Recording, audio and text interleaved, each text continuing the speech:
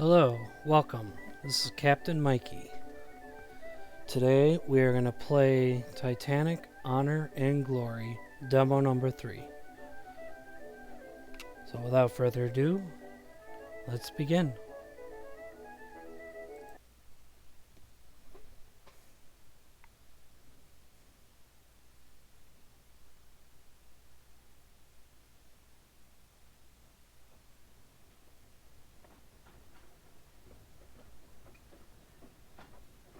First the train from London to Liverpool, then a short trip to the docks where I boarded a ferry to Dublin, then the long train ride through Ireland to Belfast. Not a bad ride, but excruciatingly long. Check in at the guest house in the town proper, quick supper, quick sleep, quick breakfast, and a hop on the local train here to the Holland and Wolff shipyard. Fortunately, it was punctual. I was worried about being tardy for being 3 hours early. My darling Claire always said to me, "Robin, you better get out of the house right now and go be useful for someone." She always did lovingly encourage me to show up for work early and give my best effort.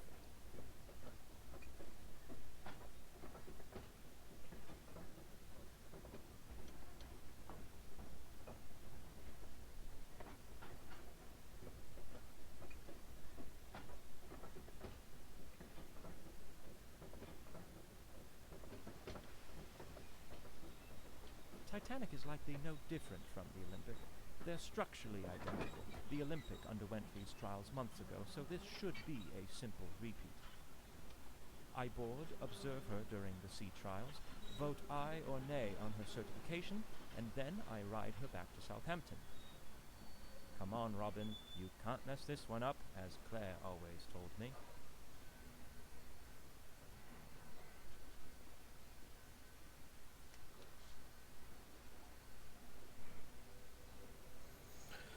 Alright, we're in the game.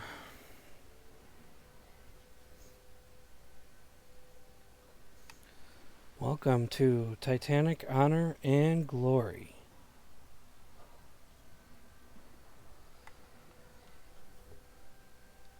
This is a pretty interesting demo that the team put together a couple years back.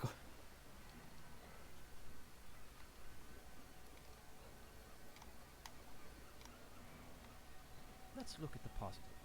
The weather broke, and now I've been given the opportunity to board the Titanic advance of the trials.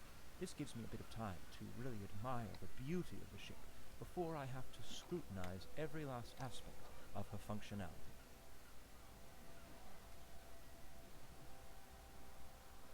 Look at how beautiful that is.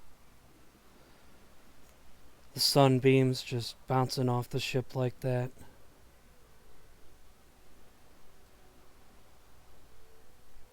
It's just incredible.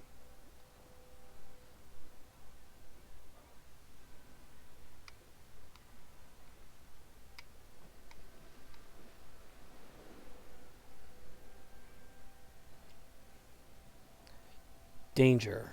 Beware of trains. Yeah, there's a train.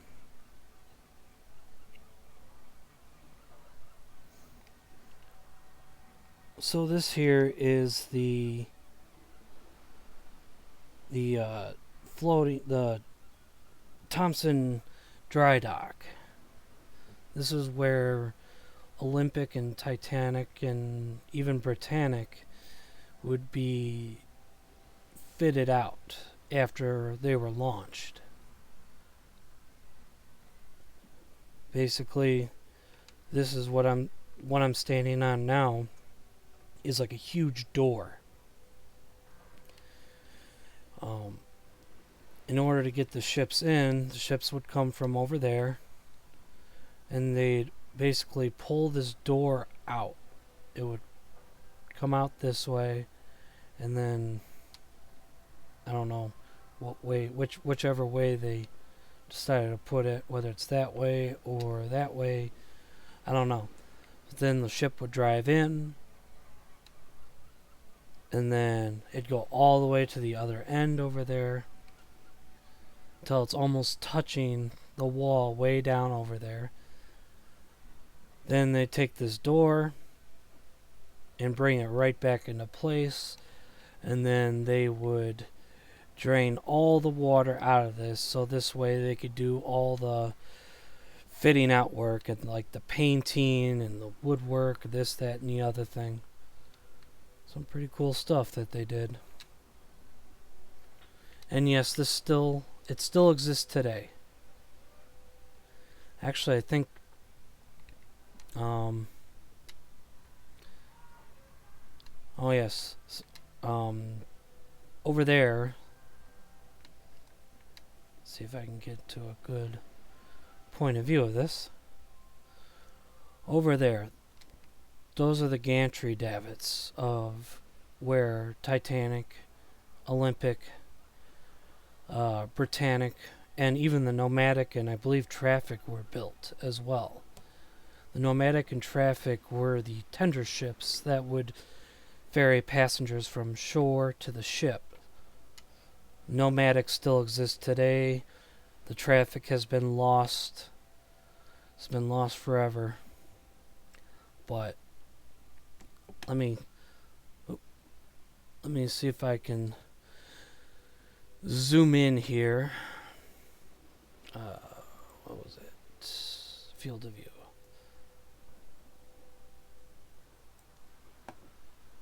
Apply. Okay. So, over there, that's the gantry davits. That's where the ships were built. They're as large as cathedrals. Today, as of 2019, those gantry davits no longer exist. But, in its place, they have like a little, I guess, not like a parking lot, but a pavement with an outline of where the ships were built.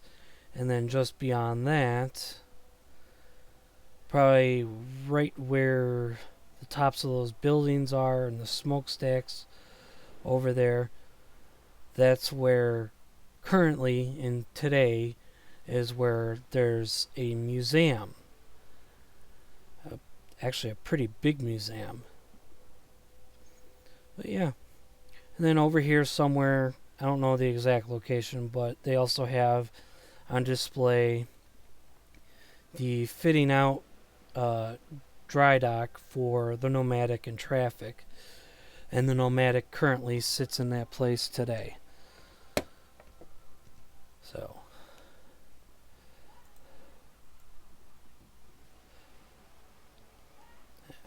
get to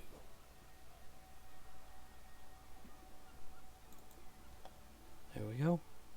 Apply. Okay. All right. Onward.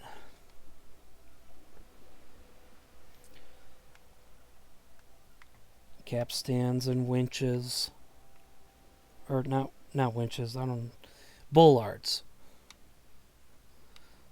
So you got bollards right here, capstans right there. Looks really nice.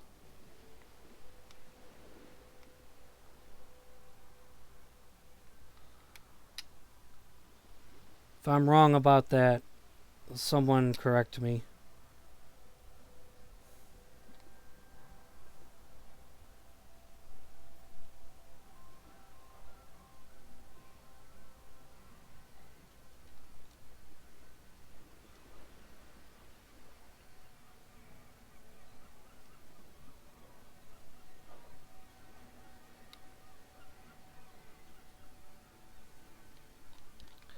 Notice, these shipyards are dangerous and therefore off limits to all non-employees.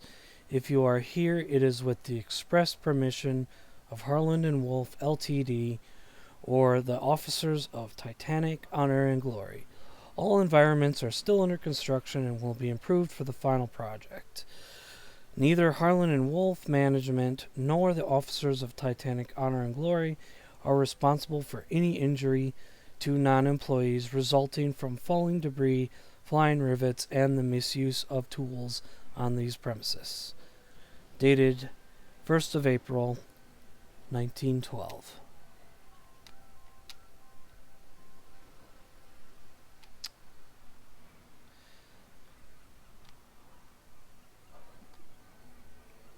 So yes, this is just an environment demo that we're playing here, and it's a pretty big one. I So better find my way aboard.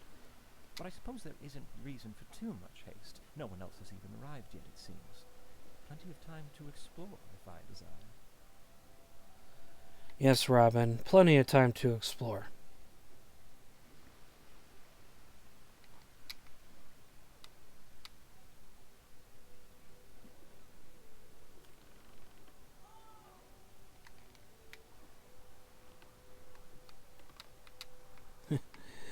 The shitters. Right into the ocean. Yucky. Wouldn't want to go swimming over here. Not if this is where... I'm quite surprised by the amount of confidence the industry is placing into this ship. She's not even certified yet, and her first ticketed voyage is just a week from now. No room for failure on these trials, I suppose. It's like getting dressed up for a date when you haven't even begun your courtship yet. How do you know if you'll be rejected or not? I learned that one the hard way.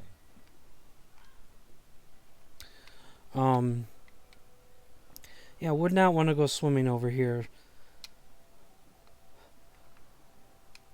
Definitely not. No. Because not if the Belfast workers are going to the bathroom and it's just going right out into the ocean. It's gotta stink badly.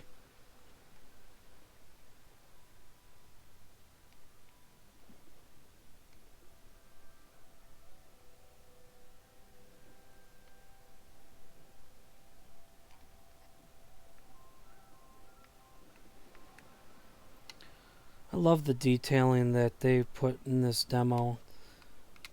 Well, not just the demo, the entire game.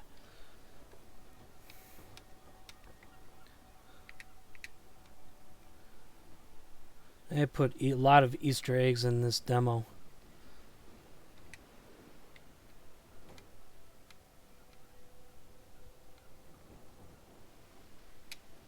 You can hear how the wood creaks.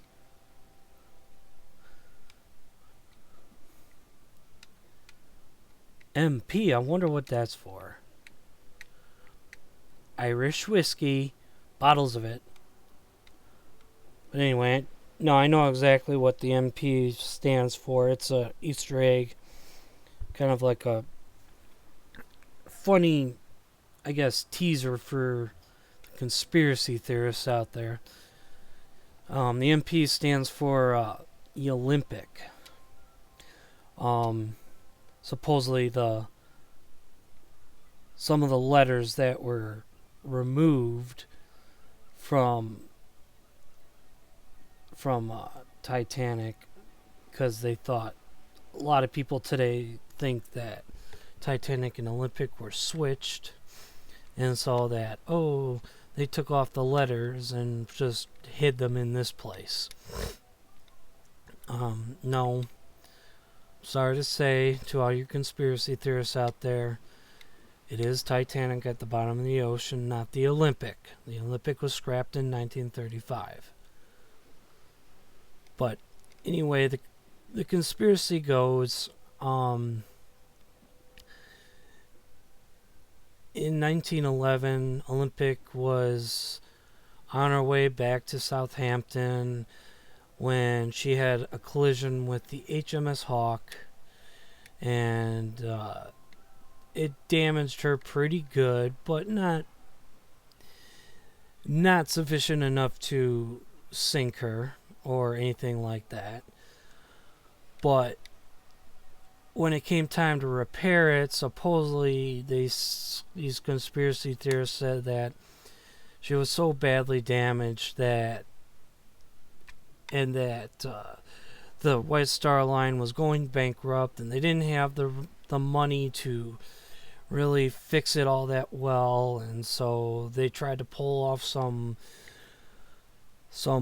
Belfast Loch is beautiful, with the hills around it and the morning fog. It reminds me of what I always imagined Puget Sound would be like. A man sure can make a living out in Seattle, if he can hold off the plague. They tried to pull off an insurance scam because Olympic and Titanic were almost virtually identical sister ships.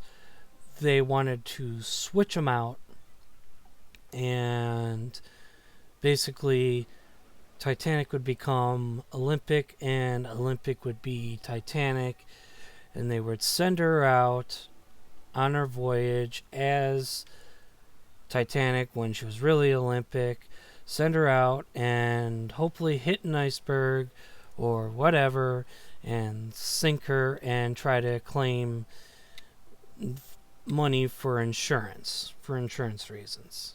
The whole thing was supposed to be some big gigantic insurance fraud, but the amount of work it would even take to do that would be virtually impossible. Yeah.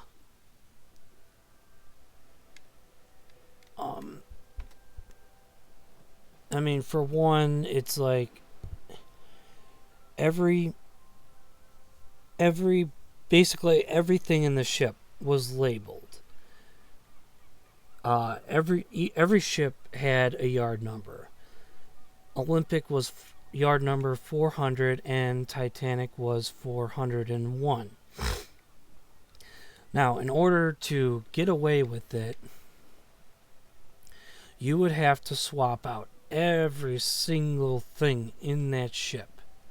Every wood paneling, furniture, this, that, and the other, just so much. It would be impossible to do. Even the propeller blades had numbers on them. So, and on top of that, you would have to silence like 14,000 Belfast Irishmen who were working on the ships, and they would no doubt know about it.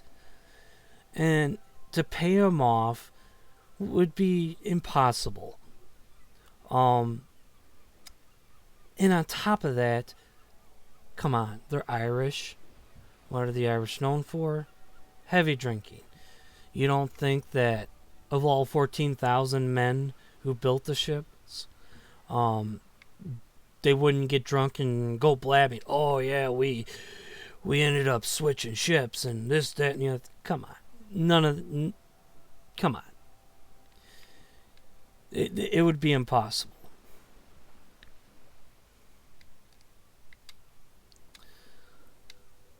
So for those conspiracy theorists out there, I just basically proved my point, and without even going into every detail about how to disprove your theories.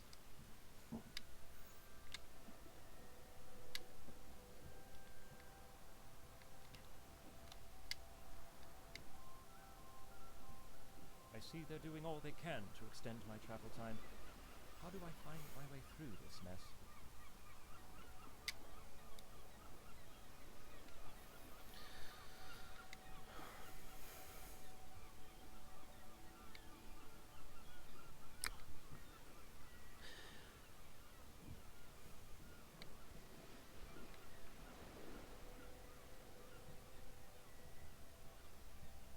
So close to the aft gangway.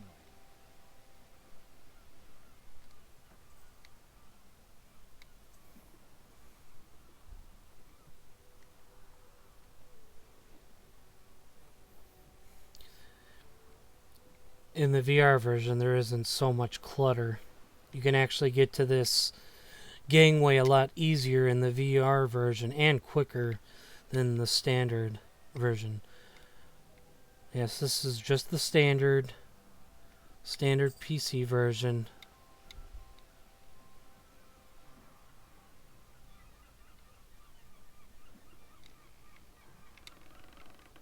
They couldn't simply move these signs out of the way.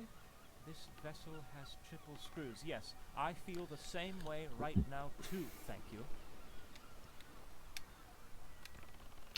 What's really cool is when you're in the VR version of this,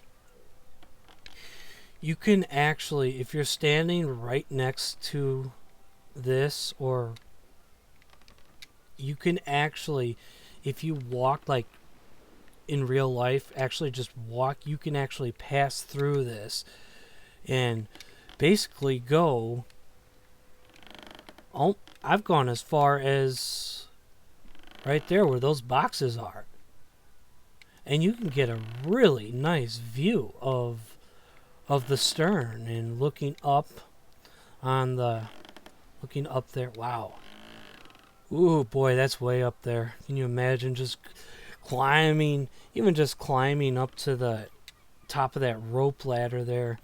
But imagine climbing even further all the way to the tippy top. Holy crap. Yeah. Yeah. Hope you don't have a fear of heights. But yeah, you could get a good view of that. Any workmen leaving the ship except by proper gangway will be dismissed instantly. W.J. Peary.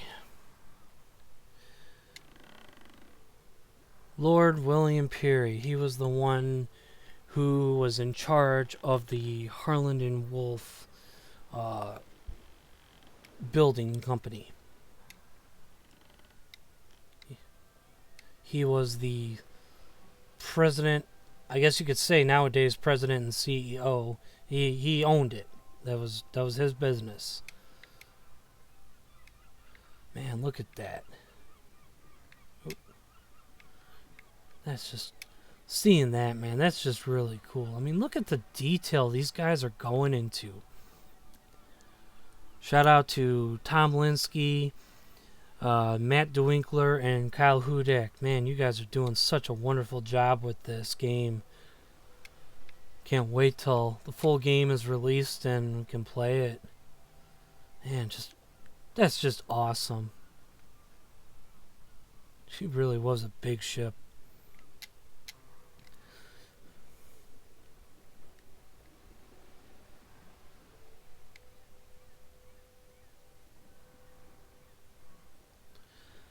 I love the music in this game. It's just so... It's almost like a meditation type of music. Very calm and peaceful.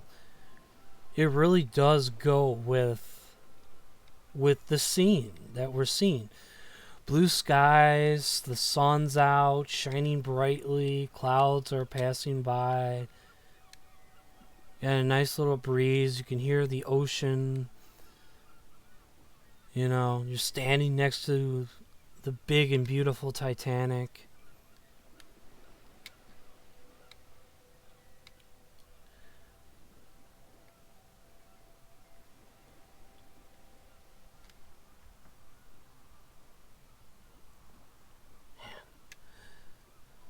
This is beautiful. Look at that. I actually made this as my screenshot, as my background for my computer at once. It's a very nice shot. It shows you just how big the ship was, just how big and long. 882.5 feet long, man. It's 11 stories tall, deck-wise. I guess supposedly from the bottom of the keel all the way up to the top of the mast, I think they said it was it 275 feet tall? But that's like to the very, very top of the mast. Correct me if I'm wrong.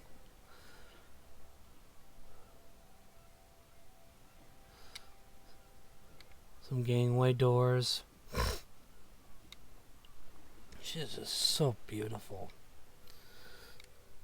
I love how they even made like the docks like wet as if it had rained earlier, like just an hour previously, or not even an hour previously. Like it had downpoured, so all the docks are like wet with rainwater. I love how they put that type of detail in.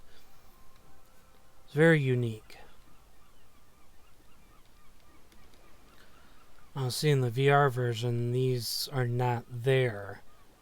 Another dead end in life. Another dead end in life. Yeah. You sound excited about your life, Robin. Yeah, that's a really nice shot. Just seeing the stern. Man, she's a anyway, the character Robin, he's basically in the demo, he's playing as an inspector for the sea trials. And he basically, he's supposed to board the ship. Damnation. They couldn't lay out this train yard any better. Okay. He's inspecting the ins and outs of Titanic for her sea trials. Originally,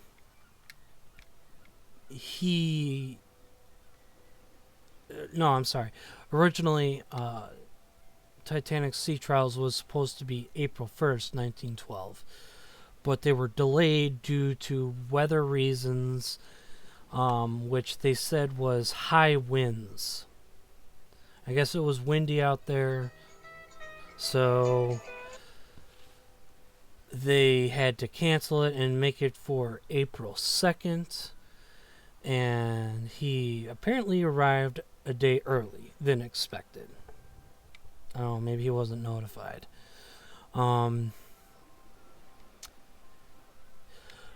But also, the voice of this character that you're hearing, he's also going to be the voice of the main character once the game is released. Once the game... Yeah, I can't wait till the game is released. This is awesome.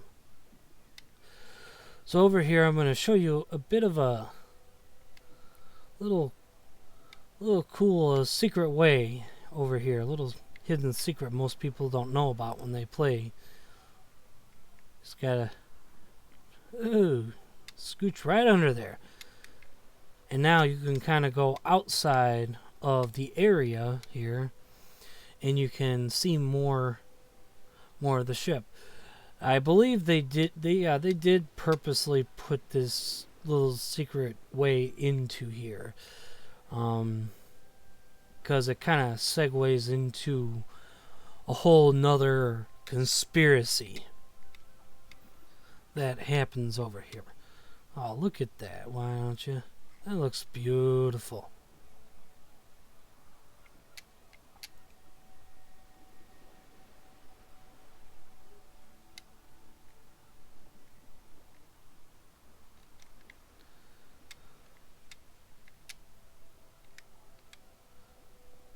Actually, this shot right here, that's actually my current background. I took this screenshot a while back, but it's currently my background on my computer. Very nice stuff.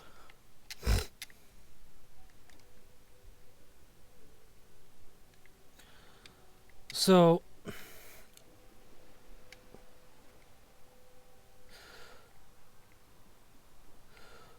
this spot basically segues into a conspiracy theory, another one, yes, that there was Titanic had a coal fire going on, and supposedly new conspiracy theorists said that the fire was so out of control, this, that, and the other thing, that it left a smudge on the lower hull. And the reason why they came to that conclusion is because from this spot there were 3 photographs taken. 2 of those 3 photos show a smudge on her lower hull. Now, the third picture doesn't show that. And even other pictures looking at Titanic's starboard side doesn't show a smudge. So these freaking guys all of a sudden want to come up with some bogus conspiracy saying, oh, look at these smudges on the 2 pictures. They don't even show the 3rd picture, of course. But they say, oh, look at the smudge. Oh, that's a clear indication that the fire was so hot that the hull was warped and it created this big black smudge and blah, blah, blah, blah, blah. And that the fire was worse than what they said it was, and that it massively contributed to Titanic's sinking. Well, I'm sorry to tell you it didn't. As a matter of fact, your story, again, like the switch theory, is so full of goddamn holes, excuse my language, that your theory basically sinks. So, You just can't beat that train carriage arrangement. It really stretched my cognitive abilities. People simply aren't stimulated enough these days. Claire tells me that every night. okay, thanks, Robin. So basically, this is supposedly where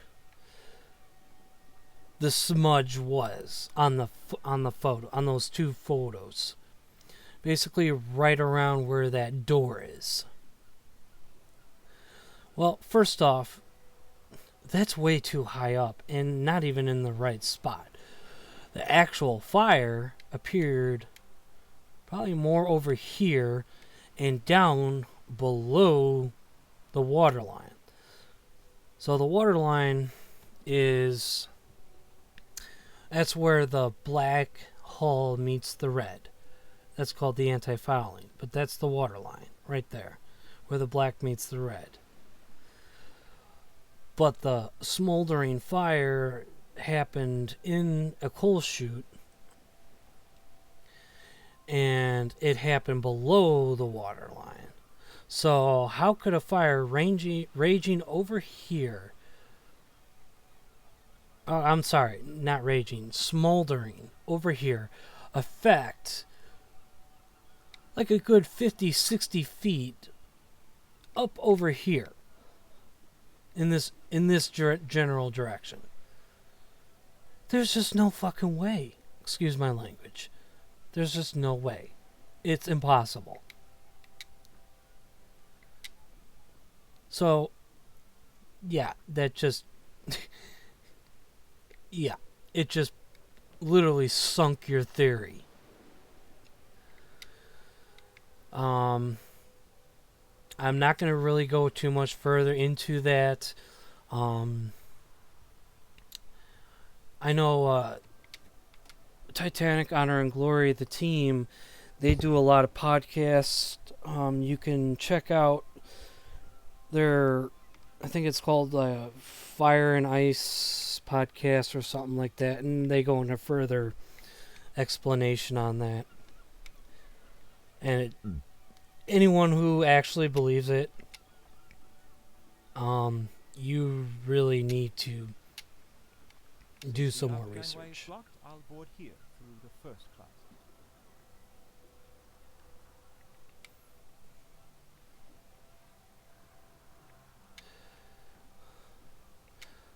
Man, look at that. Look at how big she is. Just the way the sun brightly shines off the fresh white paint of the superstructure.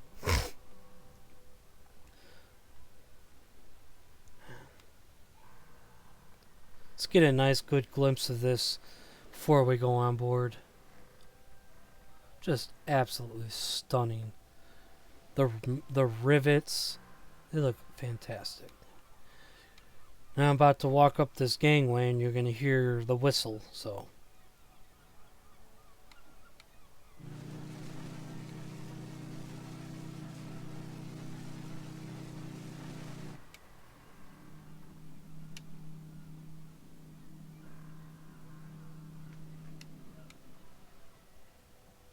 I love how it echoes after the main blast. You can hear it echoing out in the distance.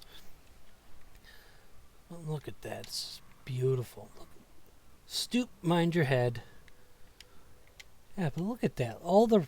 This is what I love about these guys. They are going all out to make this the most accurate depiction of Titanic to date, with the best knowledge available.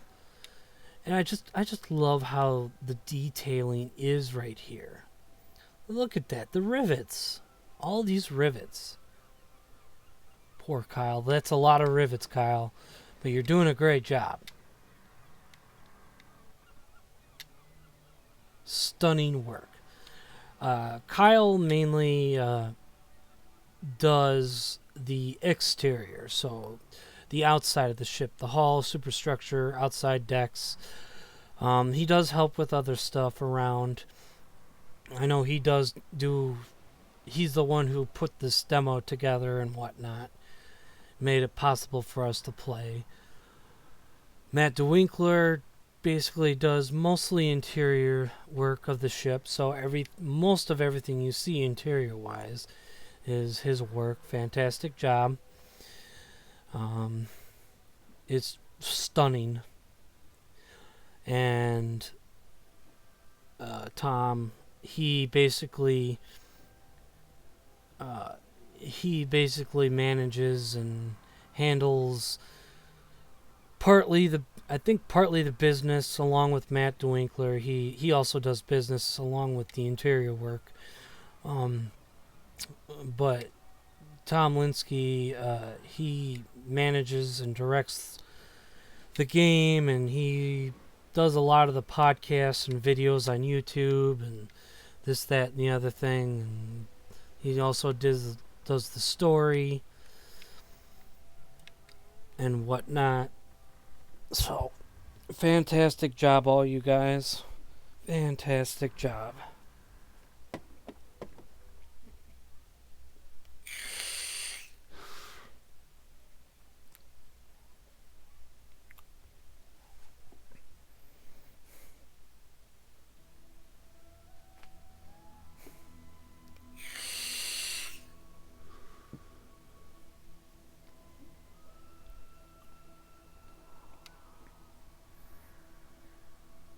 Most first-class spaces should be accessible at the moment, but I may be able to venture down to third class for a spell through Scotland Road on E-Deck. I believe I'm boarding before anyone else. Robin, right now you're the most handsome man on the Titanic. And welcome on board the Titanic. The ill-fated Titanic that would go down in history as one of the most famous shipwrecks.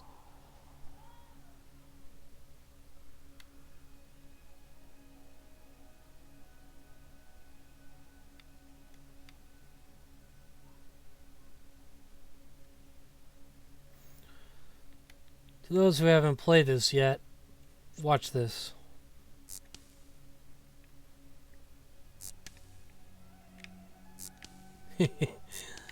That's really cool.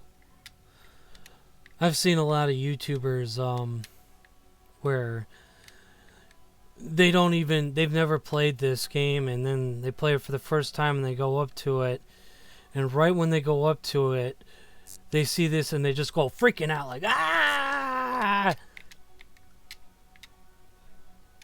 Pretty funny stuff. Welcome to Demo 3. Press I to toggle info boxes, press T to toggle for black and white, and so on. If you enjoy this demo, please consider supporting us by contributing at www.titanichg.com. I'm going to leave the info boxes on because you can learn a lot of stuff from this. Through these doors, passengers from the tenders at Cherbourg and Queenstown would board the Titanic. Others would disembark at these locations. The first-class Cherbourg tender Nomadic is the last remaining ship built for the White Star Line and is currently preserved in Belfast, Northern Ireland, which I talked about that briefly earlier.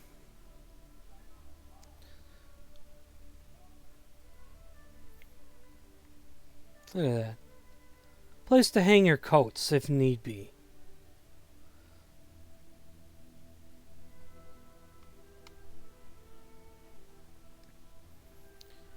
Smoking in the companionways is strictly forbidden. There's the ladies' restroom right there. Men's is down that hall on the other side. It'll be the same thing on the other side, on the port side of the ship. Right now we are on starboard.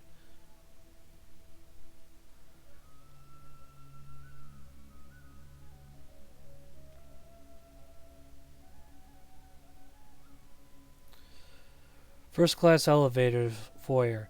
These 3 elevators lead to A, B, C, D, and E decks. Yes, this is true. Right now, all the elevators are currently up on B deck. Right now, we're on D deck.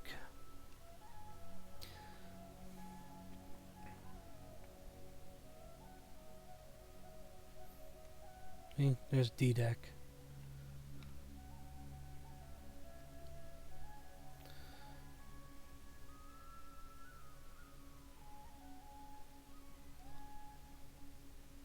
This is beautiful, man. Beautiful work. Wicker chairs and couches and wicker tables. I'm gonna be honest, this is almost stuff like I'd see on my mom's porch from when I was a kid. That's what it reminds me of. Just seeing wicker furniture.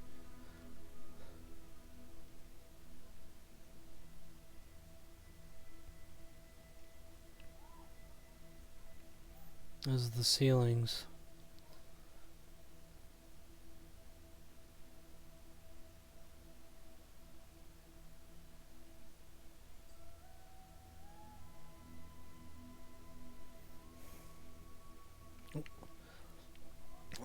Yep. See? Yeah, they very clever for the team to block areas off with certain objects like this, as if they're still preparing for Titanic and fitting her out and painting and this, that, and the other thing.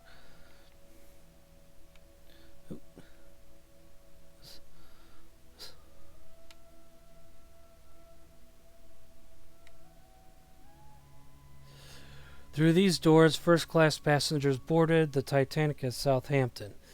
These doors were ordered open by Second Officer Lightoller during the sinking with the intention of loading lifeboats through them. However, no lifeboats rowed to them, and they only hastened the flooding, which is extremely true.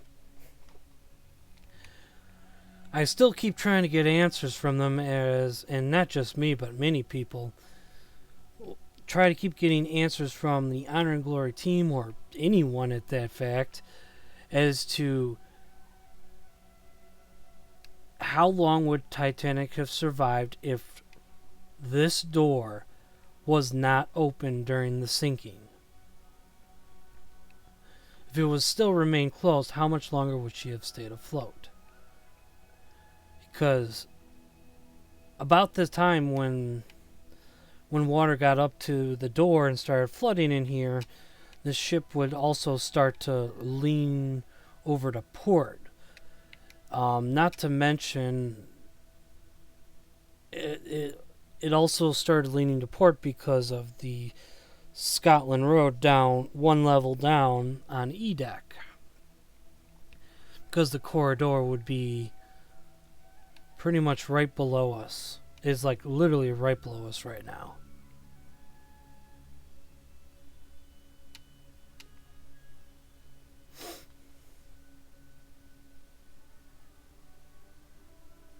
And the Scotland Road, basically it's a service corridor that runs the full length of the ship. Each ship has their own, call it their own thing.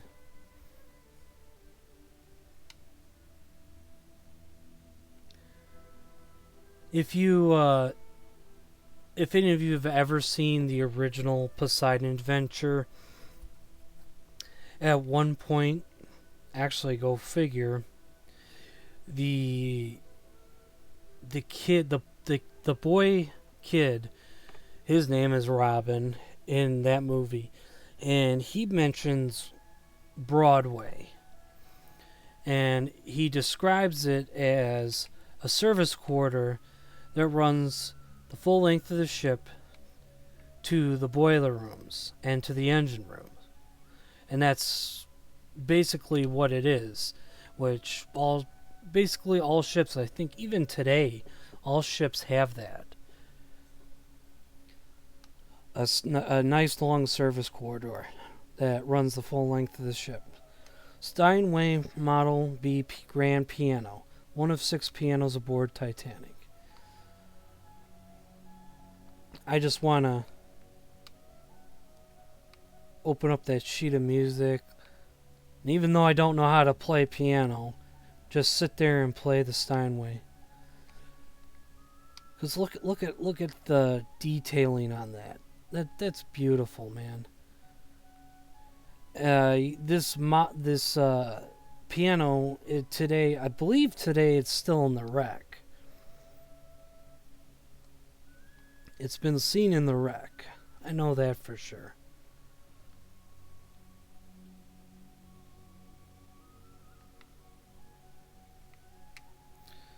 So this is what was behind these stained glass windows here.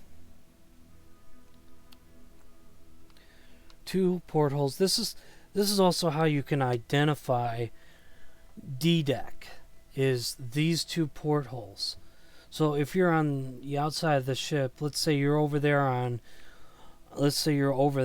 at the end of the dock, or even over there on that little parcel of land, and you look at the outside of the ship and you want to know, okay, what decks D-deck is on, well, just look for the row that has the double portholes. That's how you know D-deck. Because the first class reception room, which is what we're in now, and the first class dining room, all along the stretch of the hall of these 2 rooms had double windows, or portholes, or whatever you want to call it. Also, sorry, going back to over here, at night, because these windows would be lit up at night as well. So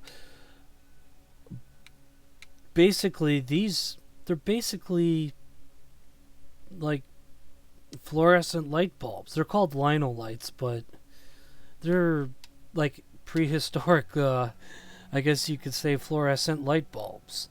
And these would light up at night, so it would simulate daytime at night if you were looking at these windows, because they'd be all lit up.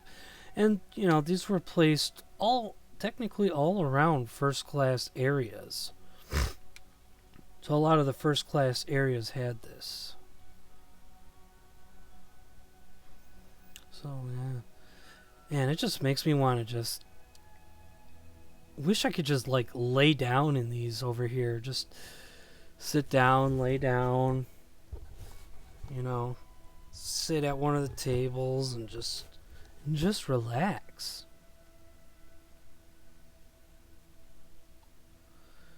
So, and here is the first class dining room. Now, because we're on the port side, these doors are locked, but on the starboard side, this set of doors on the starboard side is unlocked, so we can enter. So we'll get through to that in a moment. Oh.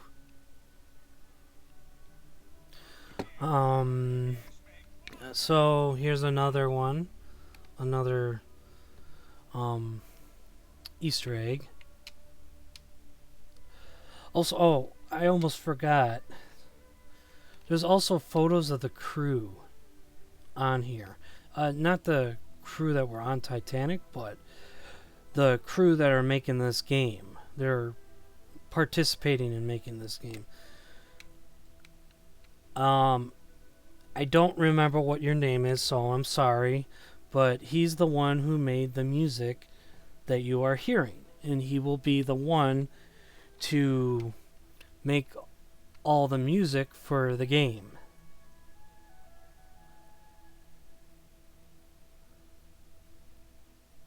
Look at that. This is the grand staircase.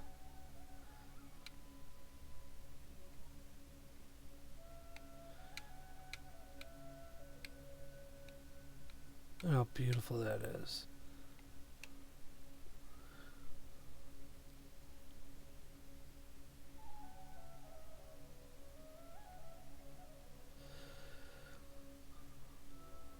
Passengers are requested not to smoke in this room until after luncheon. Obviously, because not everybody was a smoker back then, as is today. French tapestry woven by Abusin for the White Star Line, based on the Chassé de Guise series. Looks more like a carpet. Still, the detail. I love the level of detail. But wait. Yeah, it is like a carpet. So, over here is another Easter egg. That right there in the seat. That's a cufflink. That's referring to the Adventure Out of Time game from 1996. Adventure Out of Time is another Titanic game that was made by Cyberflix in 1996.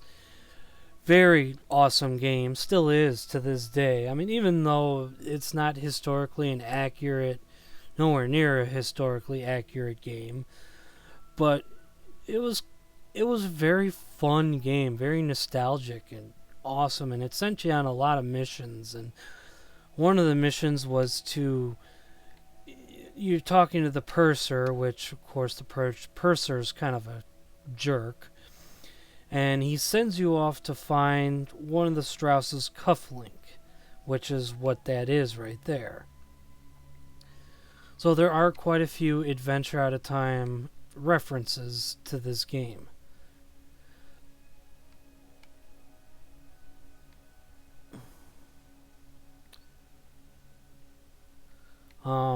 You can actually buy Titanic Adventure on Steam. Last I saw it was $5. Probably changed since then because it's been a while. But go check it out. I'm sure a lot of you who played it would remember it and remember it very well, and it's nostalgia.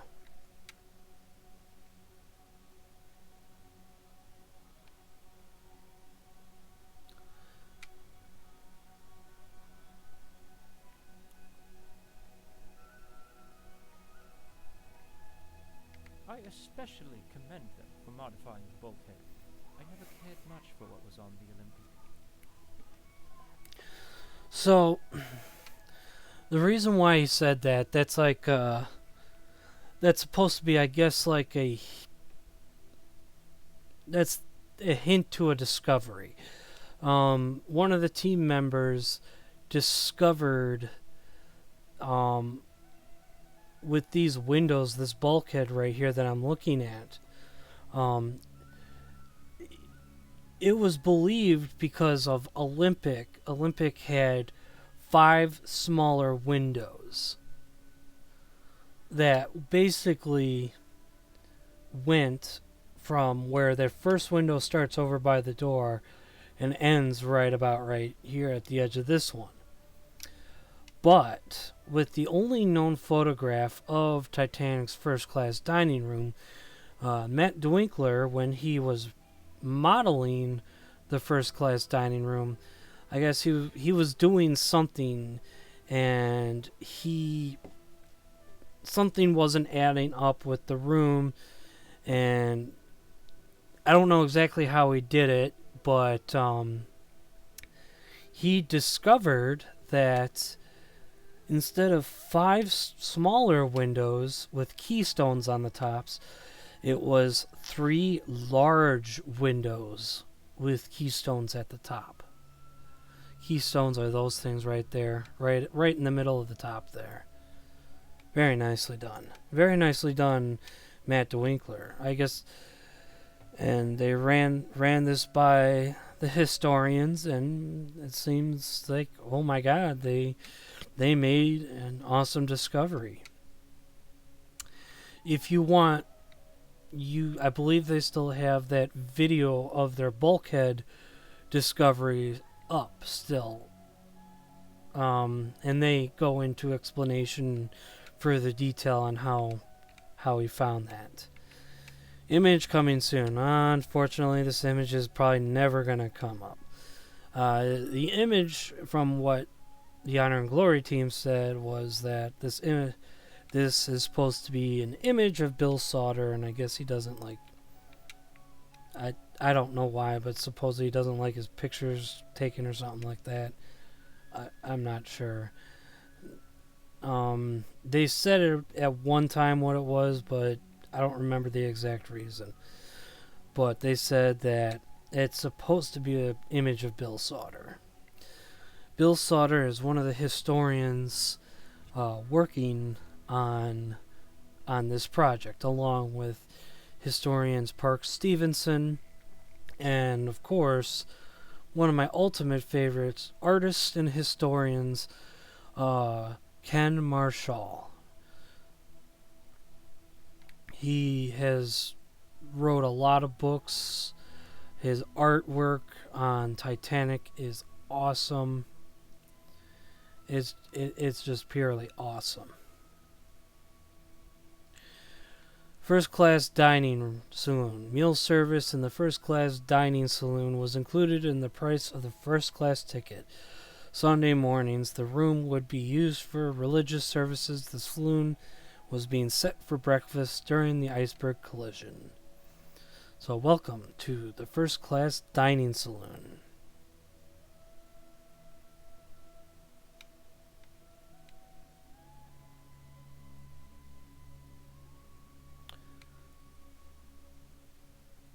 Beautiful, man. For any of those who remember Cameron's Titanic back in '97, you'll notice that in the reception room and the dining room, this here, there was carpet, and carpet of a different color, including a different color than in the reception room over there. Well, after the movie, they thought that supposedly someone said there was carpet in the dining room, but there wasn't any in the dining room. As a matter of fact, it was just these red and blue tiles, and they were found in the debris field at the wreck.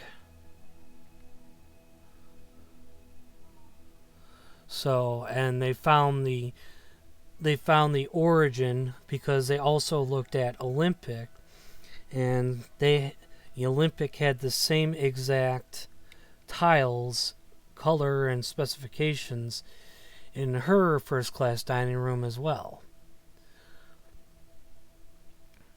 So they basically, these were the correct tiles for this specific room. Like that. That's all nice, man. Nice fan to keep people cool if it gets warm in here. Hot plates. Keep your food hot and warm for the servers.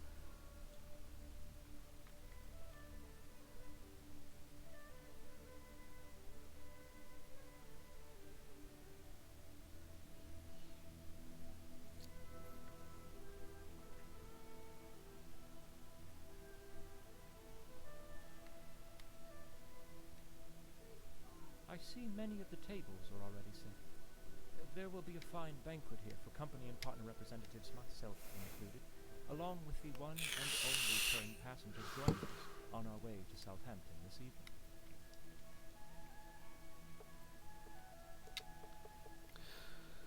So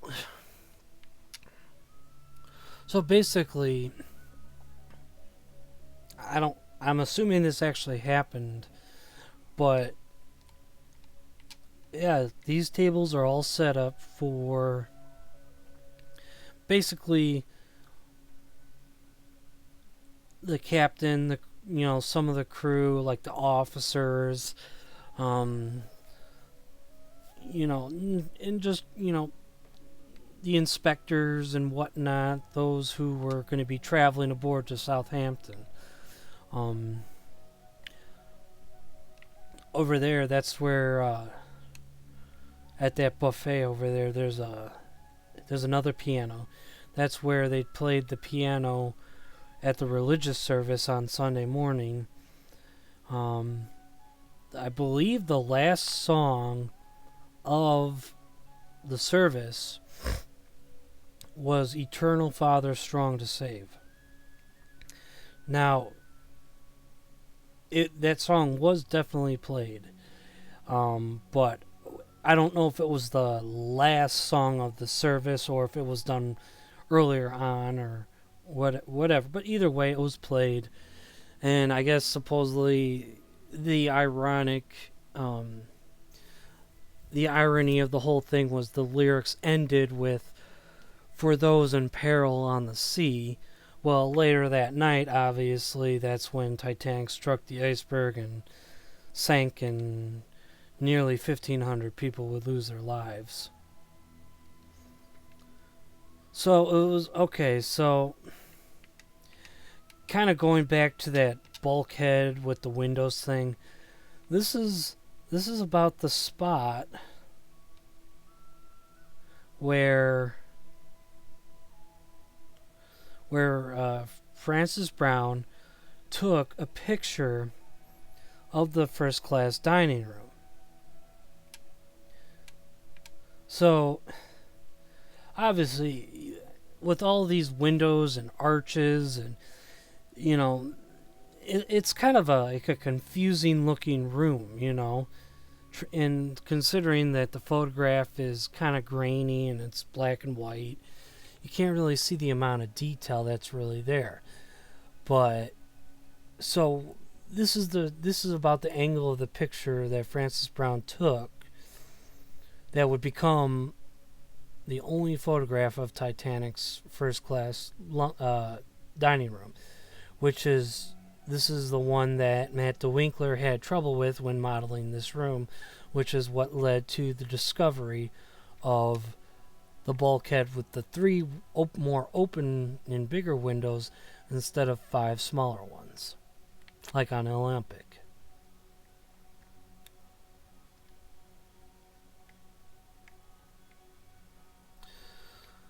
So yeah, over there also had like a buffet. They put food and whatnot for the servers and whatnot. Very nice stuff, man. I just want to get so close to this.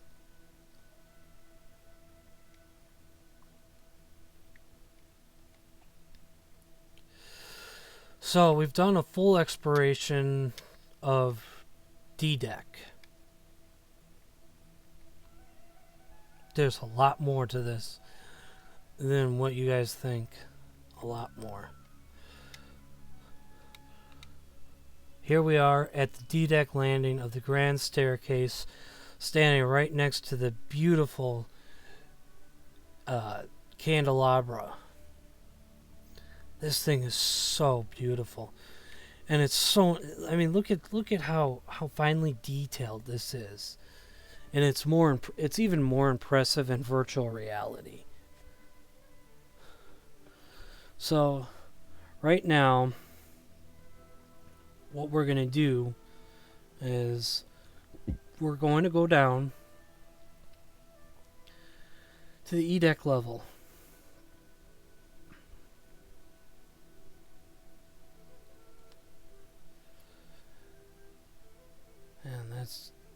That's nice. Just love the wood carvings.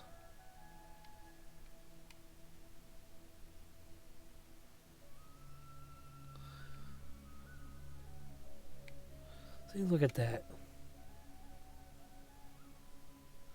Just look at the beauty in this wood carvings. And these tiles, they're linoleum tiles. They're not like what you might call. They're not like ceramic tiles. They're just linoleum tiles. Still nice nonetheless. Just imagine the asbestos in this ship, though. The amount of asbestos. So I got multiple ways to go here, but first, okay, let's read this. Grand staircase E deck. This way to the first class cabins on E deck and Scotland Road. Further down are the bath facilities. So here we have the letters E deck, steward call button. It says here the clock will be set backward at midnight 49 minutes. Usually every day at midnight until they got to their final destination, the clocks would be set because they were usually going through a time zone per day. So look at that, nice clock. What is really interesting is these clocks actually work. When we entered the ship, the clock started at 8:30. So if you look closely at the minute hand, you can see it moving. And you can hear the ticking. I'm going to stay silent.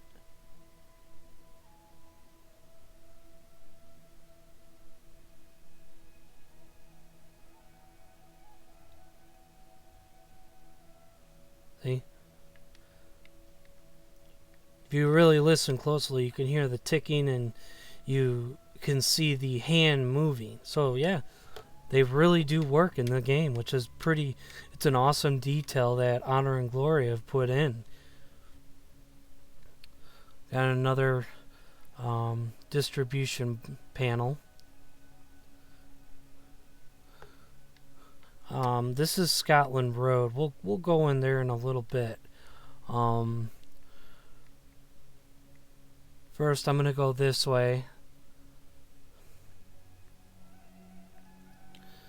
Locations in this direction include alternate first and second class cabins and the second class staircase. So basically, alternate first and second class cabins, that's for basically when it was like, I guess, full. So if you ran out of like first class cabins but you still wanted to travel first class, you could still pay for a first class ticket, but the room itself isn't as nice as it's like the bare basic type of first class cabin, and it's also the bare basic type of second class cabin as well. So you're still part of first class and getting first class amenities and whatnot, but you got the bare minimum of it. So basically, it's the cheapest way of traveling in first class. It's like the inside stateroom of a modern day cruise ship. It's the cheapest of the cheapest.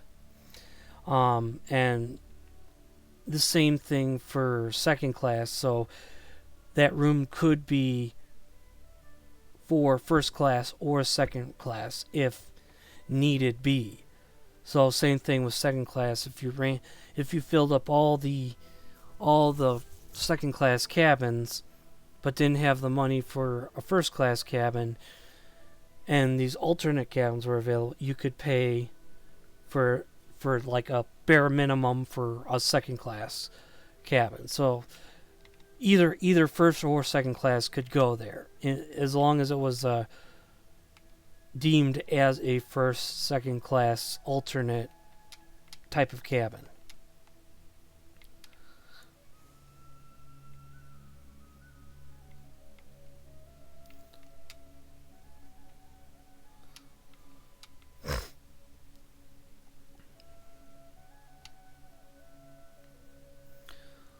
Laura Mabel Francatelli, secretary to Lady Duff Gordon.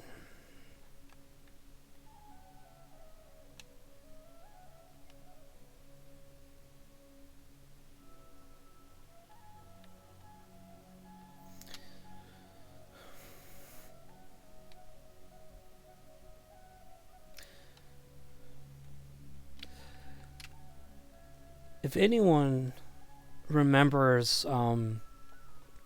Cameron's Titanic, something I noticed about Cameron's Titanic versus this, when Jack and Rose, after Jack draws Rose naked and they're almost caught by Lovejoy and they start running down and they get into the elevators, they flick them off, blah blah blah. Well, they exit out on E deck, I'm sorry. I've noticed that from the direction that they get out, because I know it wasn't over here, but against this wall in the movie, there was a open doorway with a hallway. Once they exit out of these, you can actually see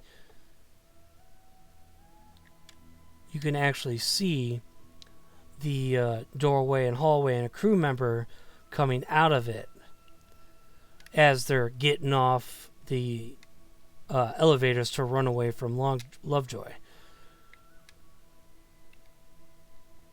So I guess that's one thing Cameron got wrong, but I'm not gonna nitpick.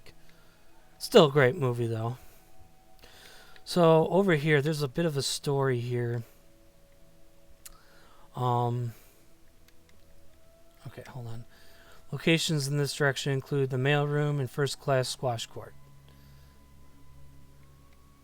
So you have Pauline Gibson and Dorothy Gibson. Dorothy Gibson was an actress. She starred in movies at the time. Now, movies at that time weren't like what we think of today. They were usually short, 10, 15 minutes long, and that was it. Pauline Gibson was Dorothy's mother. Edward Calderhead and Spencer Silverthorne.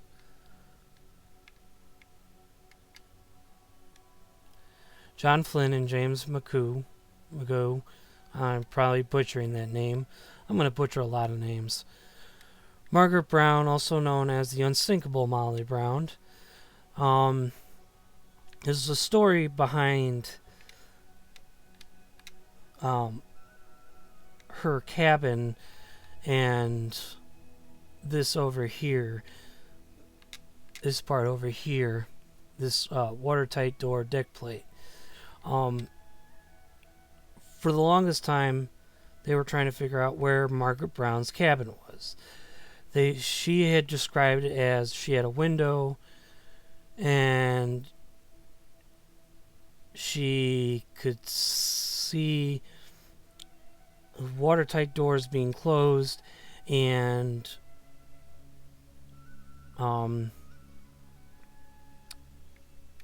whatchamacallit. But anyway, her description was vague and, nobody could really place it. Oh, she also said she had a brass bed too. But they couldn't really place as to where she was at first. So in 2001, James Cameron did an expedition to Titanic, which would become the documentary Ghosts of the Abyss, and they assumed that her cabin was on forward B deck. But that wasn't apparently the case. After further analysis and research, they found out that whatchamacallit, that the night of the disaster, Molly Brown saw two people, crewmen, were closing a watertight door. Well, the window she had was actually a porthole. She said window, not porthole, so which is what led to confusion. So she stuck her head out her door.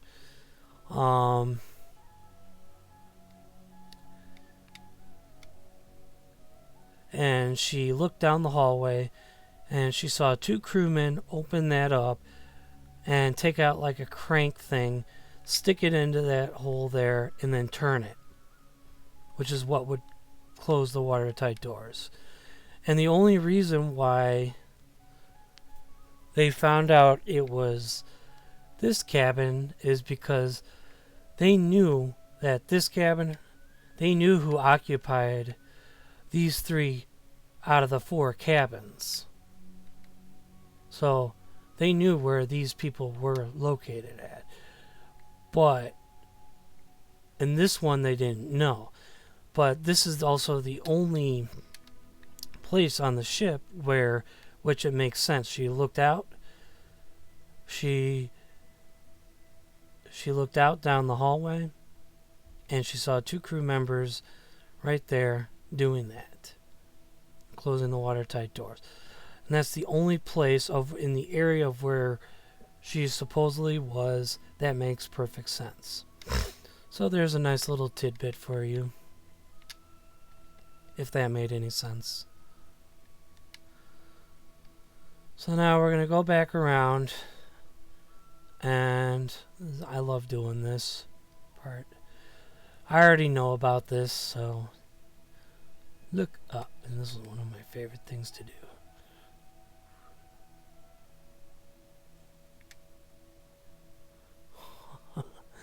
How do y'all like that? Now that's pretty cool. It's even more impressive in VR. It really is cool. Actually, there's a story that goes with this as well. During the sinking, Second Officer Charles Lightoller, after he'd load a lifeboat, every once in a while he'd come in from the boat deck at the top of the grand staircase, and he would look down this well that I'm looking up at. He would look down it, and he would watch as the water would slowly flood. And he literally watched the sinking from the flooding of the grand staircase, as every once in a while he'd look down this well and just watch as each level would flood. Kind of creepy.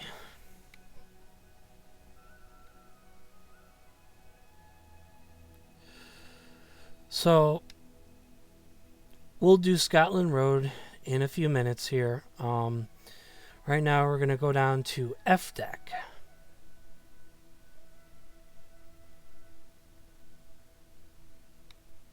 So you can even see it. There's like another well here. So it was either this well or the next well, whichever one he looked down. I don't know. I don't think anyone can say for certain. But this is the bottom of the grand staircase. This is as far as it goes. Grand staircase F deck. F deck is the lowest deck of the grand staircase. There are no first class cabins on this deck, and any part from the floor of the squash court, no first class facilities below this deck. So yeah.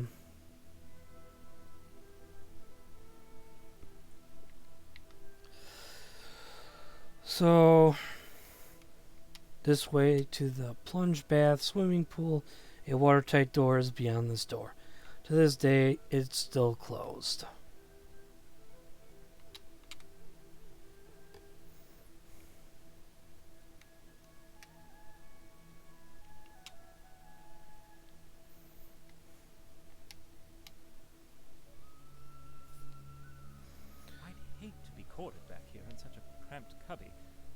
bearing down on you like all the troubles, hopes, and deepest desires you dare not dwell upon.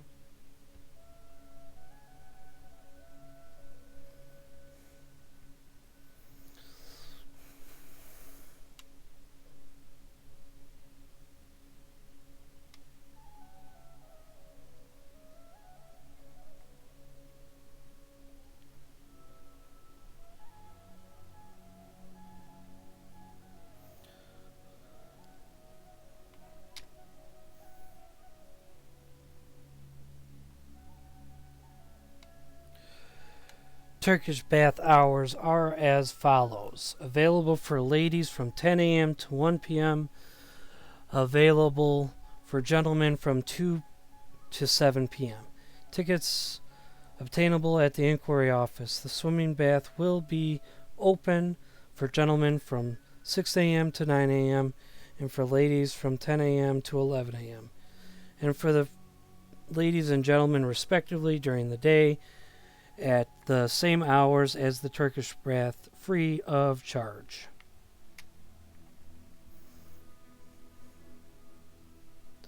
So right now we have just entered into the Turkish bath cooling room. This is an absolutely stunning and beautiful room. Turkish bath cooling room. This richly appointed room is where passengers would go to cool off after a rigorous bathing process. A nice Arabian motif with cooling colors as passengers relax after their time in the baths. But what a poor state these workers left it in.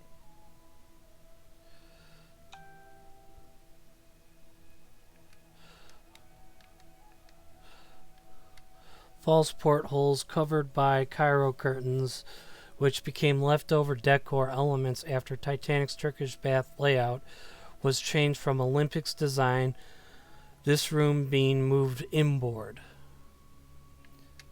So on the Olympic, this room was a totally different layout. Basically, where these false portholes are on the Olympic would have been on the outside of the ship. You'd be looking on the outside of the ship. For Titanic, it definitely changed. They moved it inward, more inboards.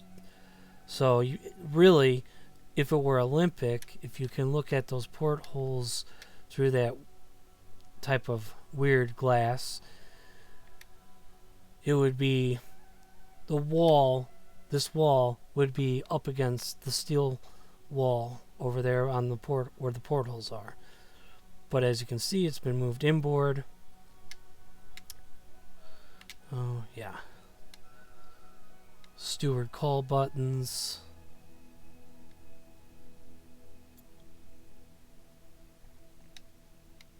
Yeah.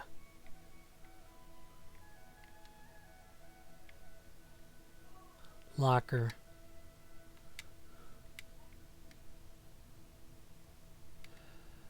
I believe that's Chris.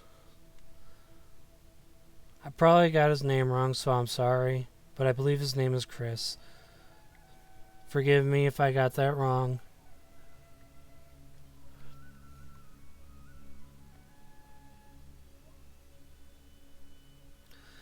Please contribute to us at www.titanichd.com. Now, believe it or not, this is actually another Adventure Out of Time reference. Now, obviously, it didn't say the same exact thing in Adventure Out of Time, but basically in Adventure Out of Time, it's kind of part of your mission. You go to the Turkish bath, you go up to the mirror, you click on it, it fogs up, and words were written into it saying like the Rubaiyat is in coal chute number whatever, this, that, and the other thing. So it's just a nice little, I guess, nod to Adventure Out of Time. So over here you got changing stalls. This room is so beautiful. Again, in VR, this room is extremely extremely impressive in virtual reality. Now this room is like almost nearly perfectly preserved.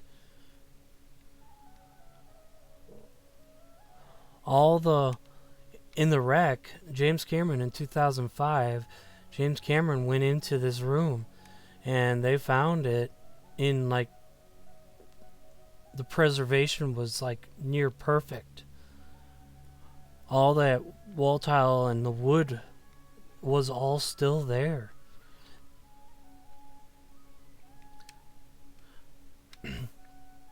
See, you got like a nice little Arabian half dome motif or whatever they call it, just right above the door. Part of the whole Turkish bath decor. And you got another one right there. You have right there a nice little storage locker for your belongings. Something pretty cool. Something to keep like your rings or jewelry and whatnot, and watches or whatever. Just like a little lockbox. Really cool. Over here you have a weighing machine. Something you could weigh yourself for after you've got done sweating off all your fat. Weighing machine used by passengers to compare weights before and after a session in the baths to see if they were able to sweat off any weight. I like this. A nice little thermometer. Because it would get really hot in this room, believe it or not.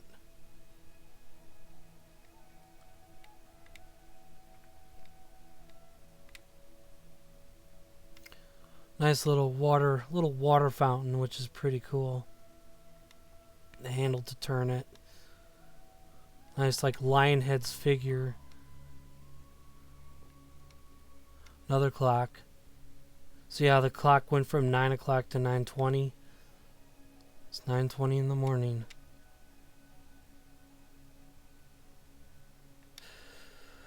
So, over here is an electric bath.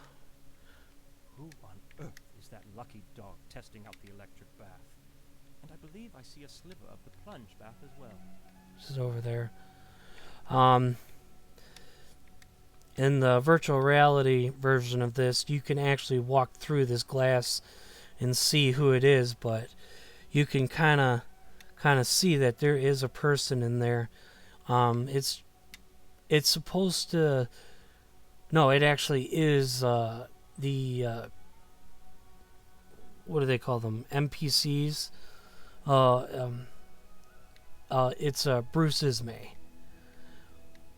It's supposed to be. Obviously, the character in this doesn't move or do anything or say anything because the NPC is not even fully, or is it NPC? Oh, someone correct me on that one. I'm not sure.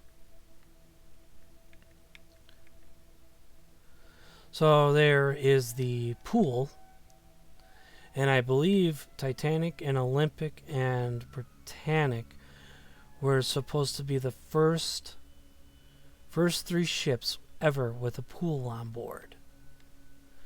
Correct me if I'm wrong, but I know I've heard that in documentaries before, that these were the first ships to ever have a pool installed on a ship.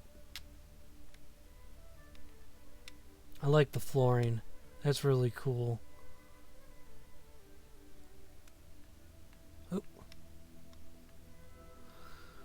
So here we're going to go now to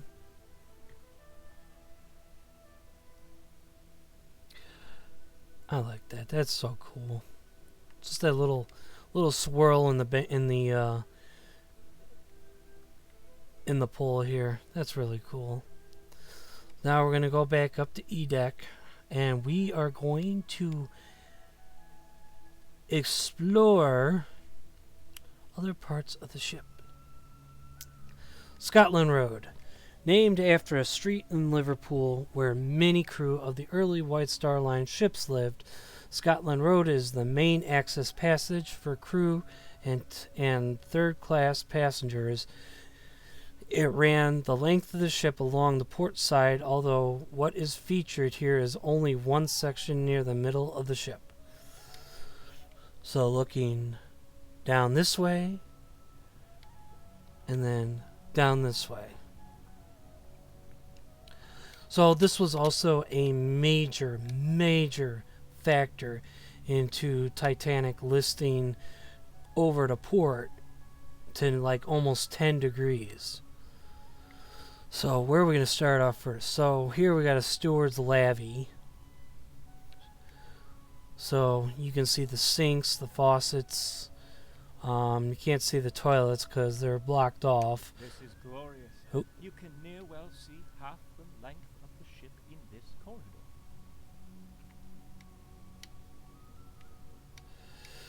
So you got that. Crew dormitory, ironically referred to as glory holes by crewmen of the time due to their often terrible conditions on other ships. These rooms full of bunks were most of the crew called home for the duration of the voyage.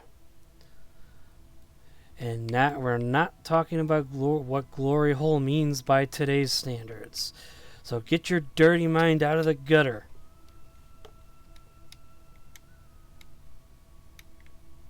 Actually, A Night to Remember, in the movie A Night to Remember, in 1958, during one scene where a steward basically,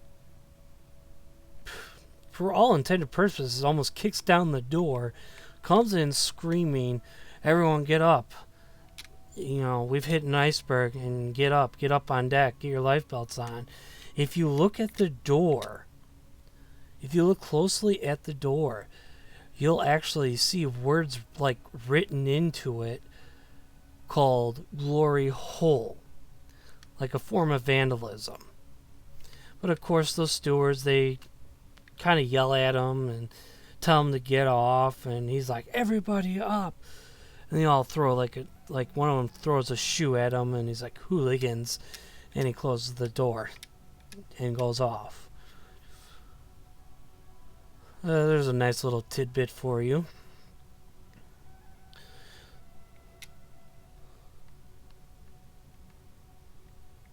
To boiler room number 5.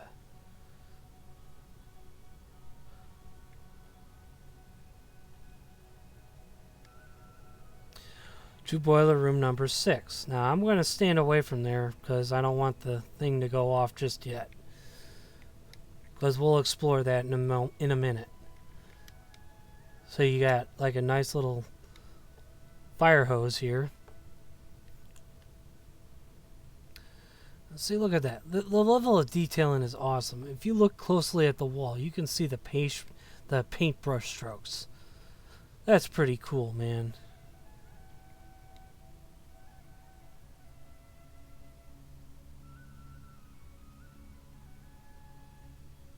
This open space looks like a fine spot for gathering and mingling between all parts of Europe as they make their journey across the pond to the New World. Perhaps a place on the west coast, like Seattle. Yeah, Robin has a fascination with Seattle.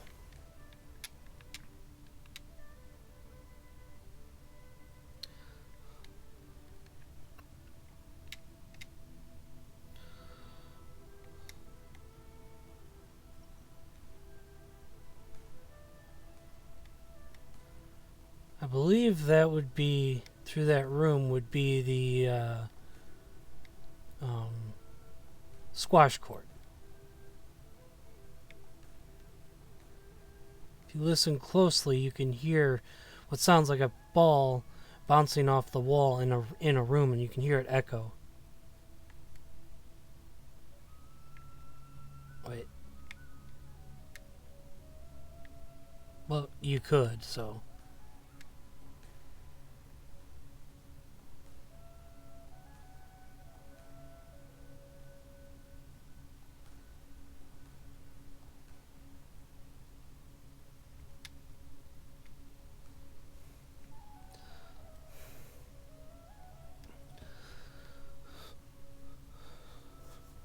You can even see the shear a little bit in this, which they did add some shear.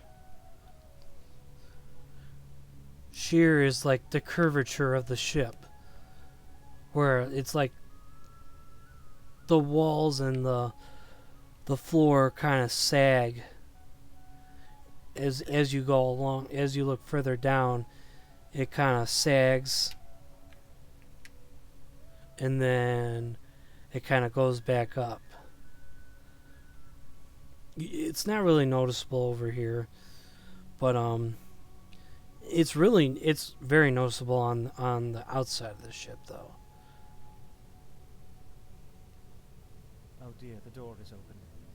Perhaps I'm not supposed to look in here, but I can't pass up this opportunity for a little adventure. Oh, if Claire were here now to see me being so daring.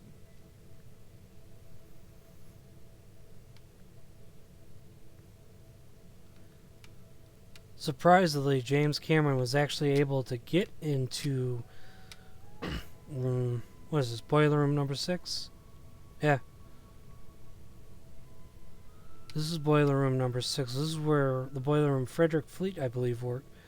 No, not Fleet. I'm sorry. It's Frederick Barrett.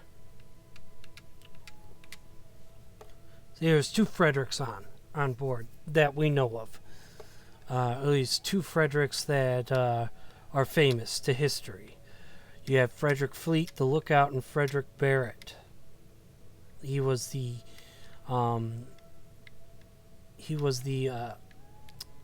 leading fireman for the boiler rooms.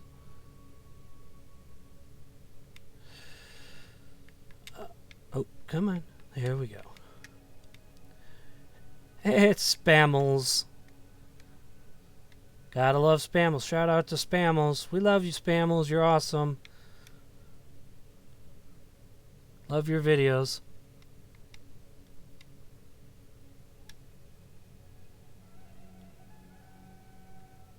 Yeah, Spammels is also helping, working with this game a little bit.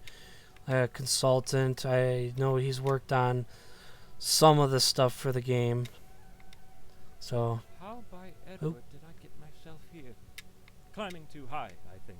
No, Robin, it's not your time to get your angel wings just yet. No, not just yet. So as you can see above me, that's the first funnel. And the grate that's right above our heads, that's the fiddly grate.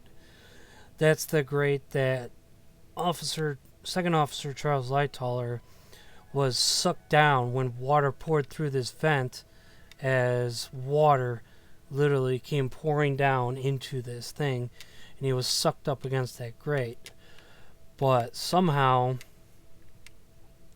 a blast of hot air came roaring up this whole thing, and literally the force was enough where it actually bulged out the grate and sent Second Officer Charles Lightoller like back up to the surface.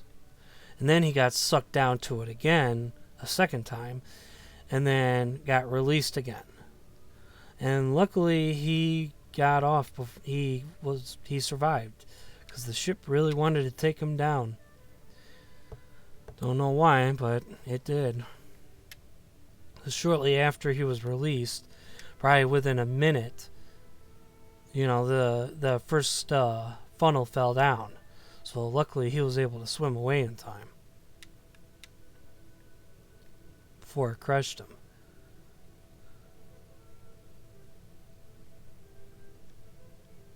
Ahoy, mate! Spammels!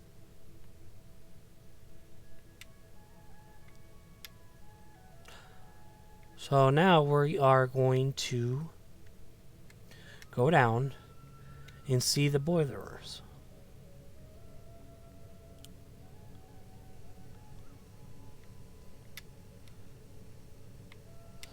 So you got these big old steam pipes and whatnot. Catwalks. Where are the workers, though? Well, I suppose they're likely firing up the other boiler rooms. So right here, you got another little postcard. And here is another Adventure Out of Time Easter egg.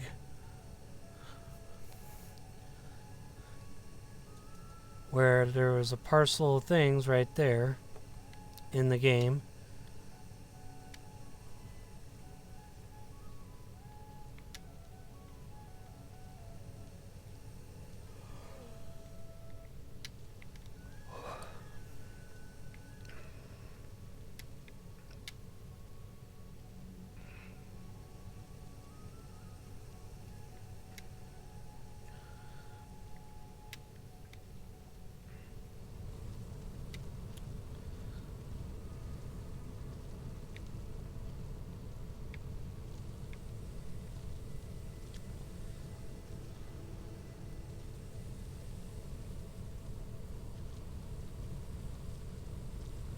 These machines are massive.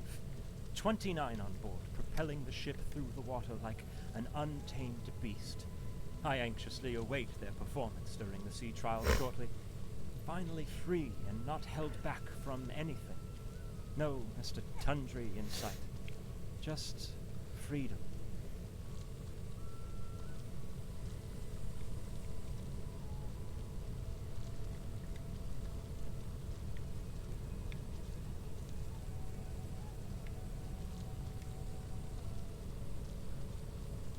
Just imagine how hot that it was.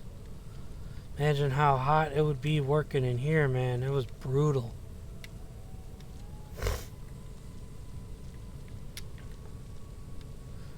So through that door right there, I believe led to the fireman's passage, which would go towards the bow of the ship into other cargo holds and whatnot. Fire furnace number 2.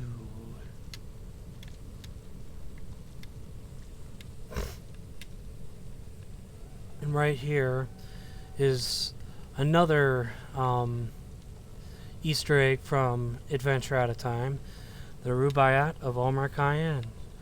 That's a book that you need to find on a mission before one of the other bad guys gets to it.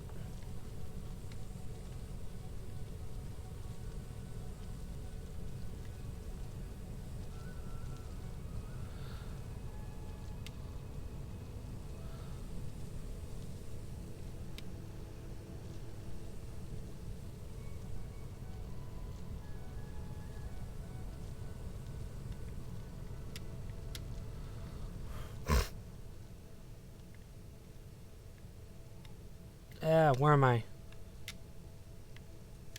Okay. See?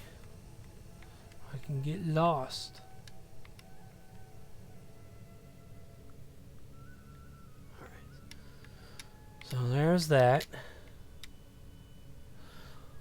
So now we're gonna walk aft.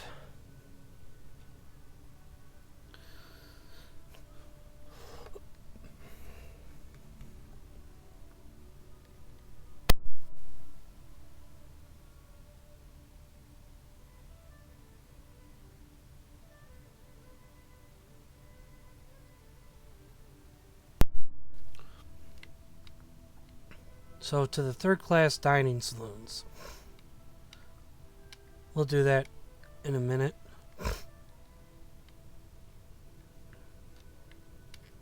Boiler room number 2. Boiler room number 1. On down to the food stores, crew compartments, and stern of the ship. No need to go this way. It's a big watertight compartment door. That's for sure.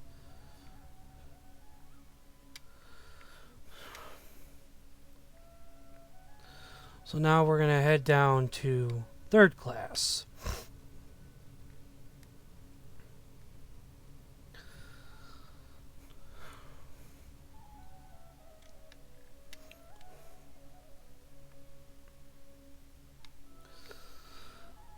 Third class dining room, saloon, F deck. This room is where third class passengers, primarily single men or men traveling in groups would dine. As a safety precaution, single men were segregated from families, women, and children, and were quartered in the forward section of the ship.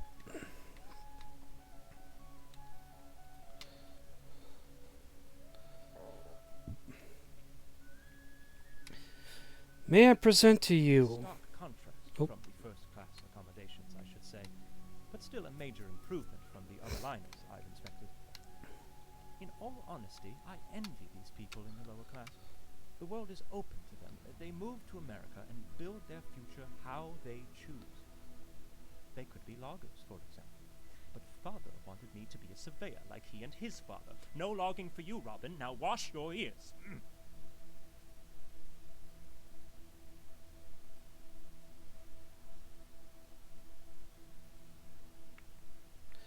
It's Mr. Kyle Hudak, everyone.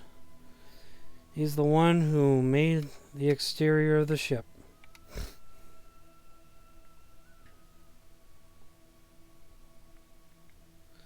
This way to third-class pantry and galley.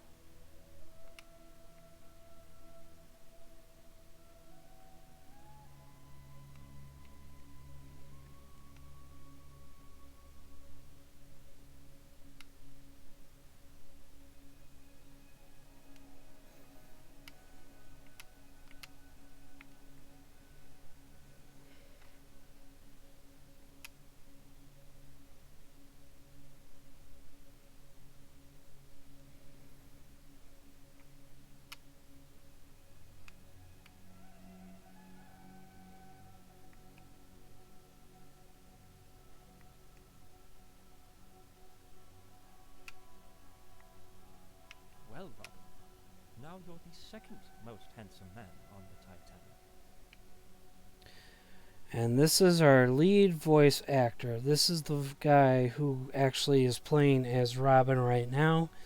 And he will also be the voice of the main character in the final game. And this is James Penka. That's whose voice you're hearing right now.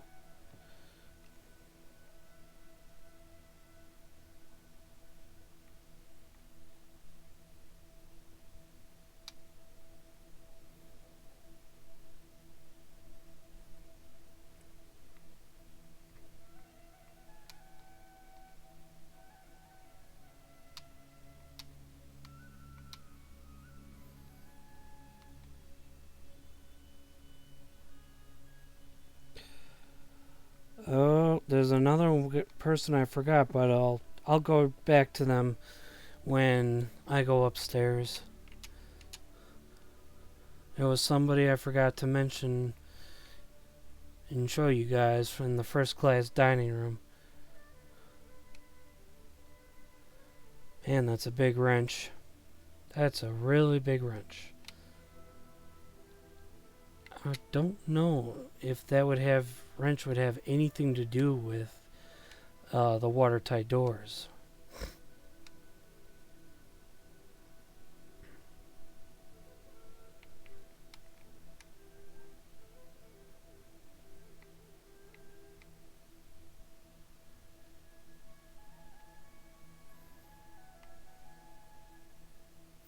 So as you can see, there is a lot of seating here for third class passengers.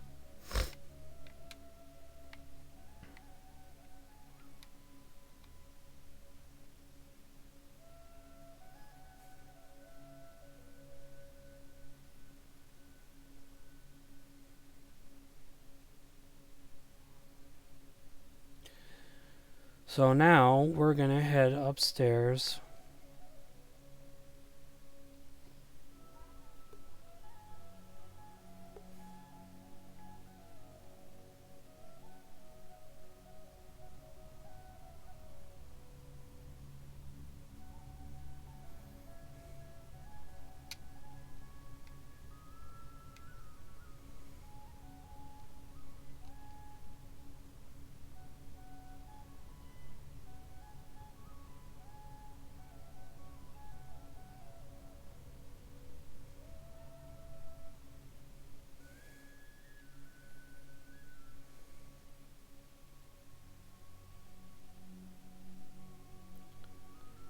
So right now we're back on D deck.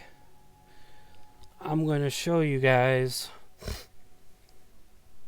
this one photo I forgot to show you.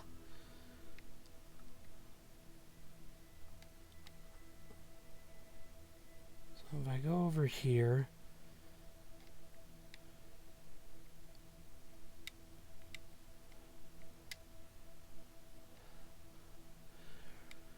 this woman right here, she is the Honor and Glory fashion consultant. Her name is Annelies van Overbeek. She's helping with the clothing. So what the period pieces of clothing, and she's helping to make it accurate as possible.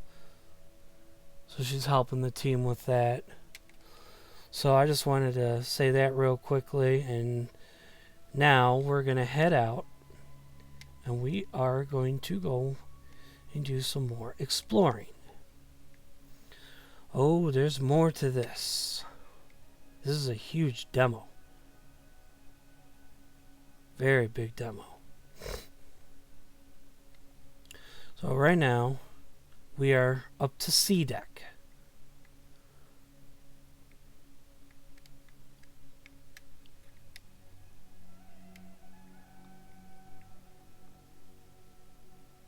Heater in first class.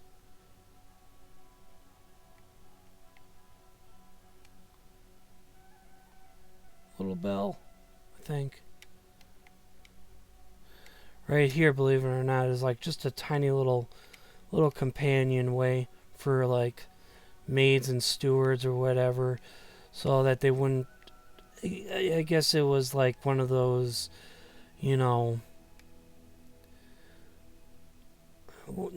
of those like you're there but not being seen type of stuff. The lifts are out of order. That's fine. Real men don't take lifts. Lifts are for women, Claire says.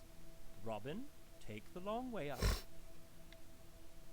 So yes, we are now entering into passenger accommodations.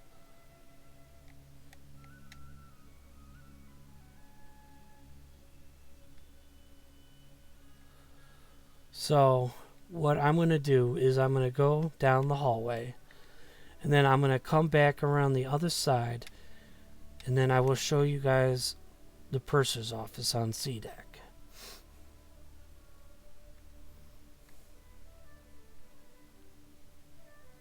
Major Arthur Puchin, Commodore of the Royal Canadian Yacht Club.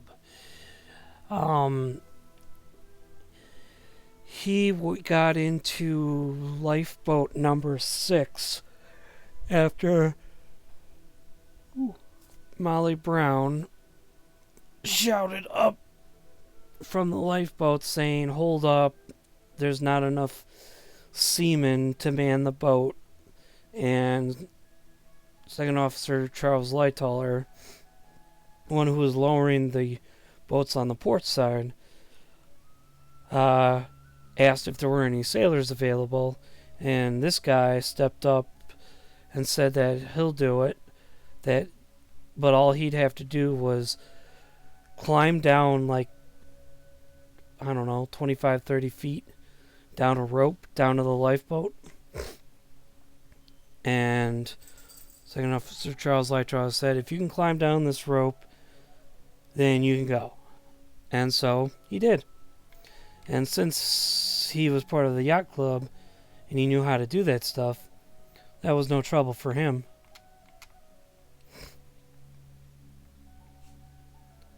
Adolph Salfeld, chemist and perfume salesman. Oh, I wonder if that's the same guy who,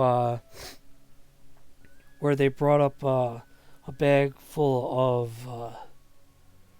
of new perfume scents that Bill Sauter had a little breakdown because the fragrance smell was so beautiful and it smelled like heaven from the perfume vials, and he kind of had like a little emotional breakdown, which I probably would have too, because he says that in the lab, when they bring up artifacts, that the smell from it being in the mud, muck, and being under the ocean for 100 years smells like death almost, like an alienated death. So to have that smell of perfumes, and I think that's the guy. I think that's the guy whose bag it was that they opened up, and Bill Sauter had a little emotional experience there. And it just goes to show that you're human. John Edward McGuire. Walter Chamberlain Porter. I think I've heard of the Porters, I think. I'm not certain.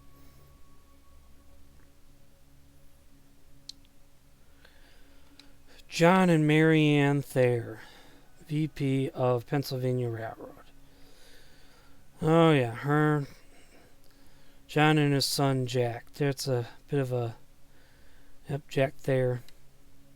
This is a bit of a tragedy between them. The story goes is that, I guess, shortly after the iceberg collision, Jack and Mr. Thayer, John, the two of them went to go investigate and kind of explore, and they found some areas were flooding. But then a little later on, since Jack Thayer was older, I think he was like 16, 17 years old. So he was considered, I guess, a man at that time, not a kid. So they wouldn't allow Jack to get into a lifeboat. So I guess ended up being that father and son got separated, and after that they never saw each other again. Jack Thayer's mother survived. John Thayer did not. He tragically went down with the ship. Jack Thayer did survive. He met up with his friend Milton Long shortly, probably within the last 10 minutes before the ship went down, and they said their goodbyes, and they both jumped from the ship. Milton Long jumped first. Unfortunately, he was sucked into the ship, I think through an open porthole, and a few seconds later, Jack Thayer jumped and landed exactly where Milton Long was, but survived because the backwash pushed Jack Thayer out into the ocean instead of into the ship. So unfortunately, Milton Long lost his life, and Jack Thayer survived. He, after the sinking, I think I was on the Carpathia or when he got back, but there was a photo, or not a photo, but he was asked to describe the sinking, and somebody drew a description of what he saw, which became famous and even, I believe, that drawing was used in the hearings, into the Titanic hearings afterwards, to find out what really happened. Margaret Fleming, maid to Mrs. Thayer.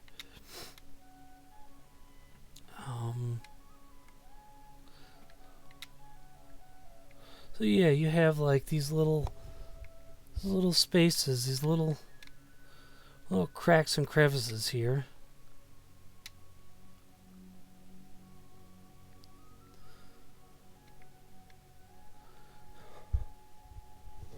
Like I said, we're on C deck.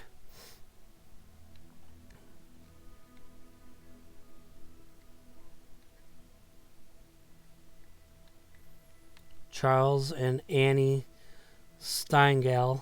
Sorry if I butchered that name.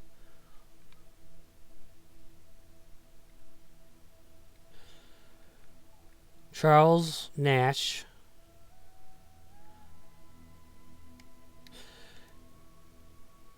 And this is, it's blocked.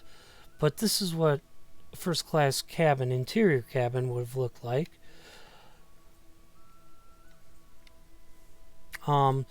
These are not the expensive ones. These are the cheaper, I guess, ones you could say. So, like, if you wanted somewhat of elegance, you know, this is what you got.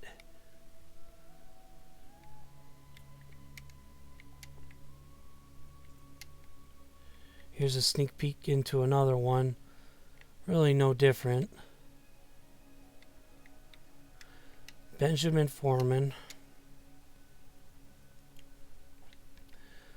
Donna Okana, maid to Mrs. Penasco.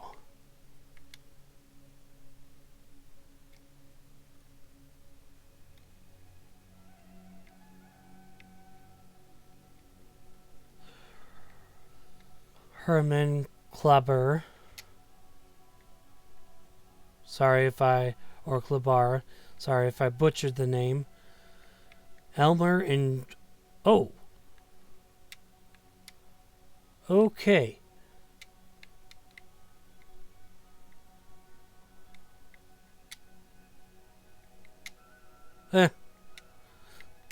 Well, somehow I'm standing on top of this.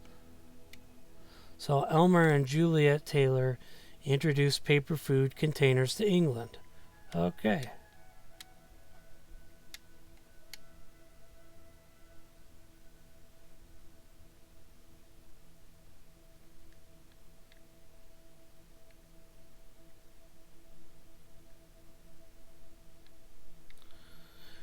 See, you got a nice little linen closet for bedding, and either that's bed sheets or towels or whatever it is. I think it's bed sheets.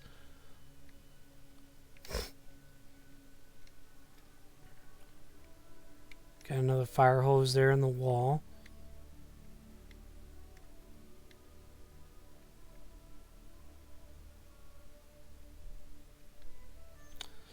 Fletcher Williams, Director of Paper Cup Manufacturer.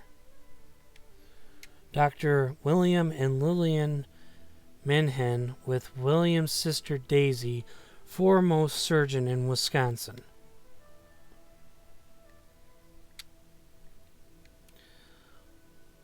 Amalie Geiger, maid to Mrs. Widener. Okay. George and Eleanor Widener, Widener University, Philadelphia. Edwin Keeping, servant to Mr. Widener. Harry Widener, Philadelphia's Widener Memorial Library is dedicated to him. Yep. Mr. Widener and Harry Widener did not survive the sinking.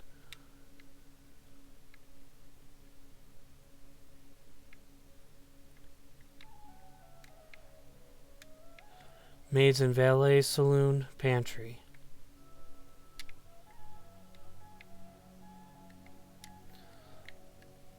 Walter and Mahala Douglas, executive of Quaker Oats. Oh yeah, that's right. I forgot about that. Berthley, I'm like totally butchering the name. Berthe Leroy and Auguste Seraplan, maids to Mrs. Douglas and maids to Mrs. Douglas and Mrs. Carter. The Carters and the Douglases. Dr. Henry and Clara Frontuthaw. Yeah, I totally butchered that. Doctor in field of chronic joint disease. Okay.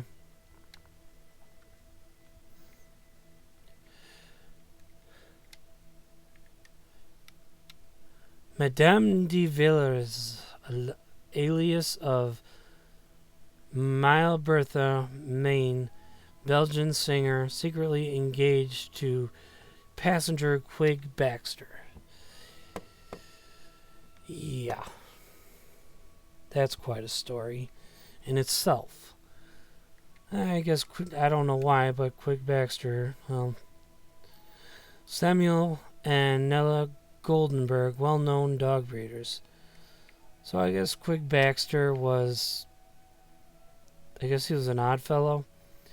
I don't know why, but if he was just embarrassed to be seen with any woman outside his family or what, but apparently he was trying to hide the romance between his mother and sister. I don't know why.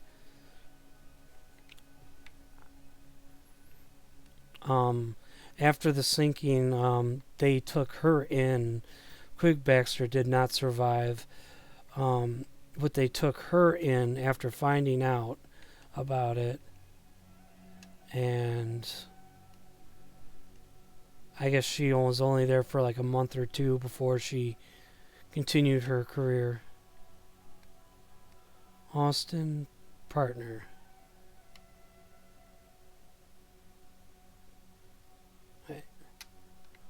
Oh yeah, I almost passed it up.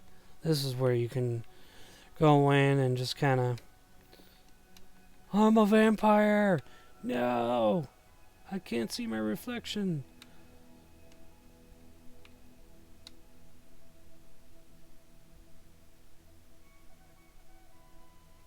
Ah, I'm still a vampire.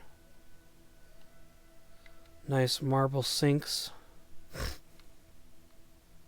There's like 3 mirrors in here. A wardrobe. It's actually a nice, cozy, first-class cabin, actually.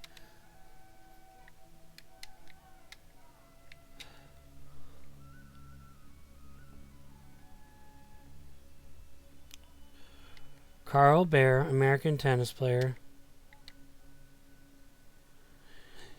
Gentlemen, these are the gentlemen lavatories, obviously. Or the maritime, the nautical term of saying head, it's called heads.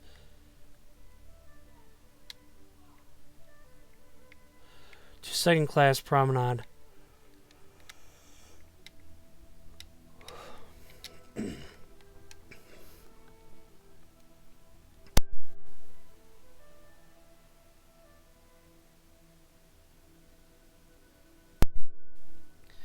Chief Steward Andrew Latimer. Probably butchered it. Oh, yes. Restaurant manager Luigi Gatti. He was in charge of Gatti's restaurant.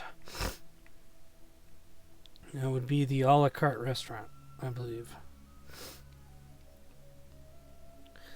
Assistant Surgeon Dr. John Simpson.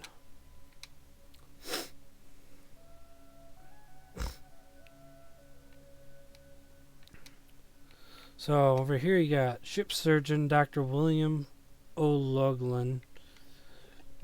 Second class promenade. Two ships surgery, aka hospital.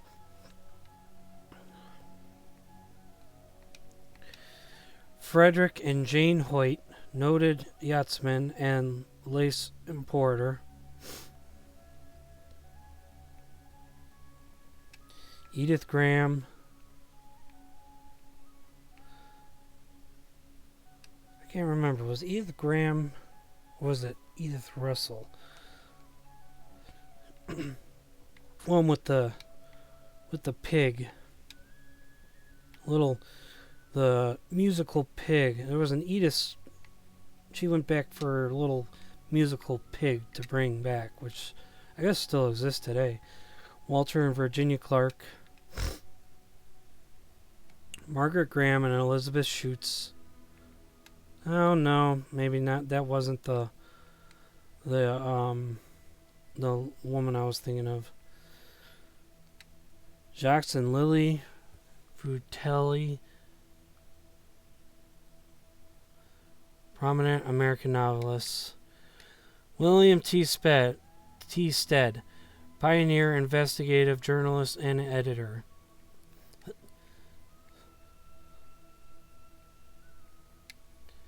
John and Florence Cummings, Wall Street stockbroker. So here we are at the bottom of the aft grand staircase on C deck. There were 2 grand staircases on Titanic. The forward staircase, that's the one that went from the boat deck all the way down to F deck. The aft grand staircase was much smaller and went from A deck to C deck. Maids and valet salon, first-class passengers, personal servants took their meals here.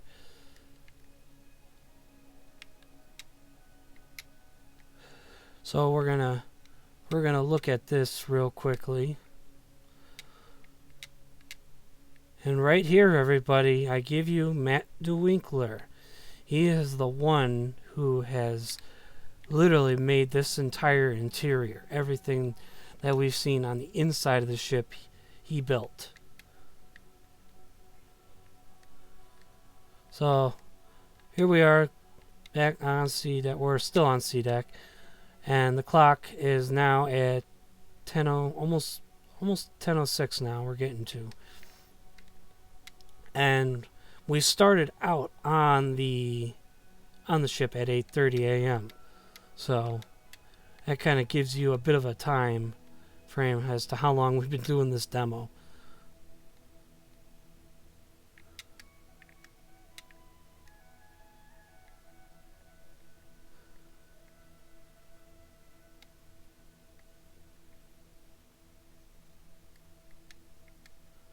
The barber's hours are between 7 a.m. and 7 p.m. For the general convenience of the greater number, passengers are requested not to apply for hair cutting or shampooing except between the hours of noon and 5 p.m. First class barber shop. Here passengers could get a shave and a haircut and buy souvenirs. So it was also like a barbershop / ship store if you wanted.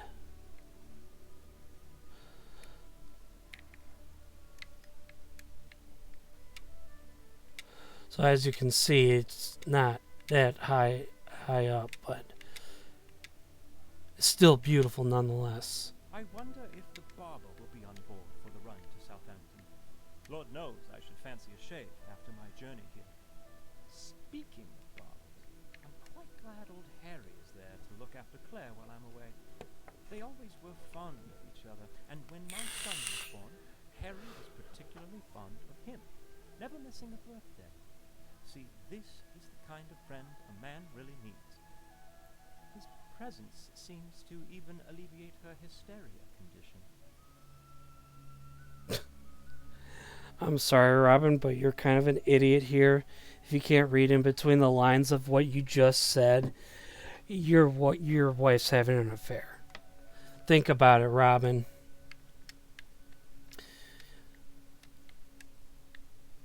I mean, he adores your kid probably more than you do. What does that indicate? That, well, it's probably not your kid. It's probably his kid. And then he's probably banging your wife right now, guaranteed. His presence alleviates her hysteria. That's because they're in love and she's not in love with you. I'm sorry to say, Robin. It's just so funny how he just says all that, but then doesn't even realize that his wife is literally cheating on him with his good friend.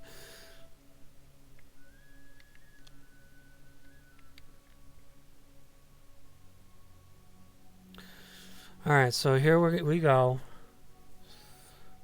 So, Countess of Rothes, noted philanthropist, and Gladys Cherry, whatever that is. Post officers and Marconi officers saloon.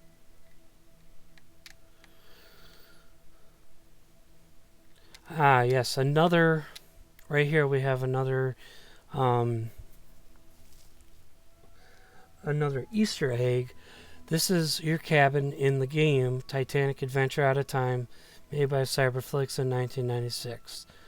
So yes, this was your cabin in that game. Raymond Artagavietia previously survived the sinking of the ship America, spent 40 years recovering from the trauma. Titanic was the first ship that made him feel safe. Okay.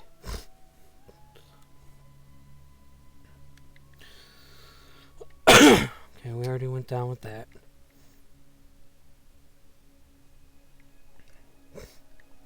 I apologize for me coughing there. Victor and Maria Penensco, honeymooners. Newlyweds.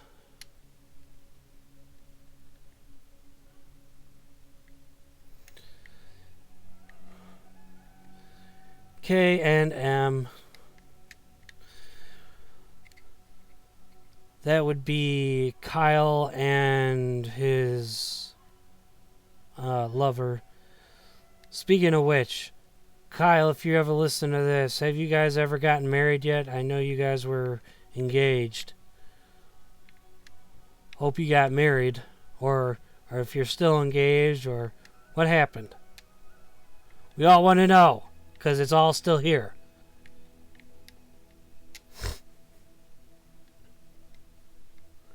Another view of a cabin. Melvina Cornell, Charlotte Appleton, and Caroline Brown, 3 sisters traveling home from their 4th sister's funeral.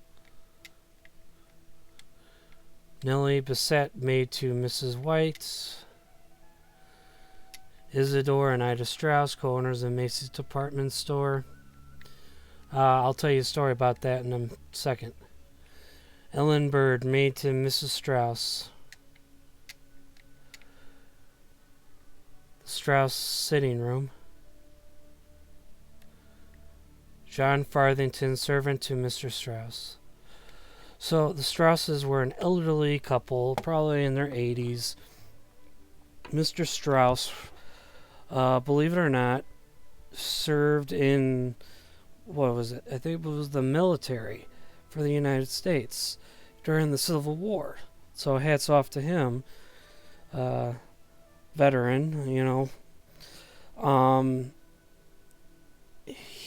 During, obviously, they're the co-owners of Macy's department store. So, and Macy's still exists today, which is good. Excuse me. When they were on the deck of the Titanic before she went down, or as she was going down, Mrs. Strauss was in a lifeboat, and I guess they told Mr. Strauss to stay behind, and she got out of the boat, and she went up to her husband, and of course her maid was there to hear all this, so there's a record of this. But she told others and her husband that she will not leave him. They've been living together for many years, and where he goes, she goes. And she will not be separated from her husband. So they have lived, and so they will die together. It is believed that they came back to their room and spent the rest of the sinking in their room, cuddling and laying together until the cold North Atlantic waters washed over them.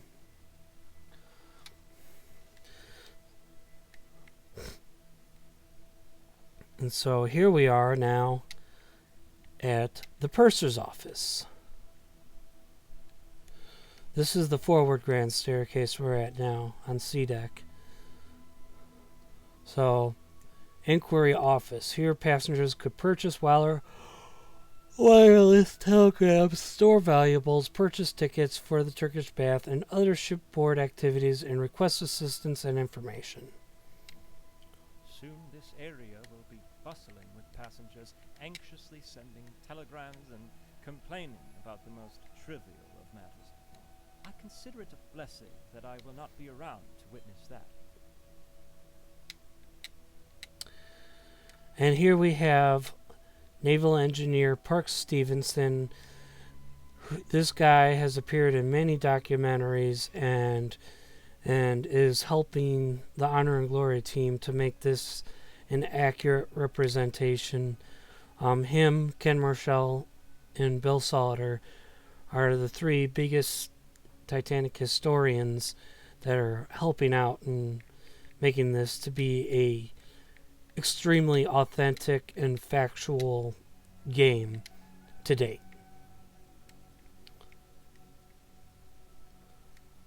Very fancy.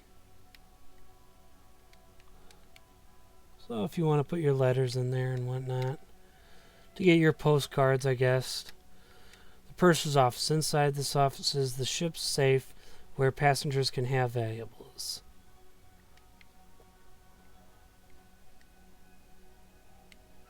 That's nice.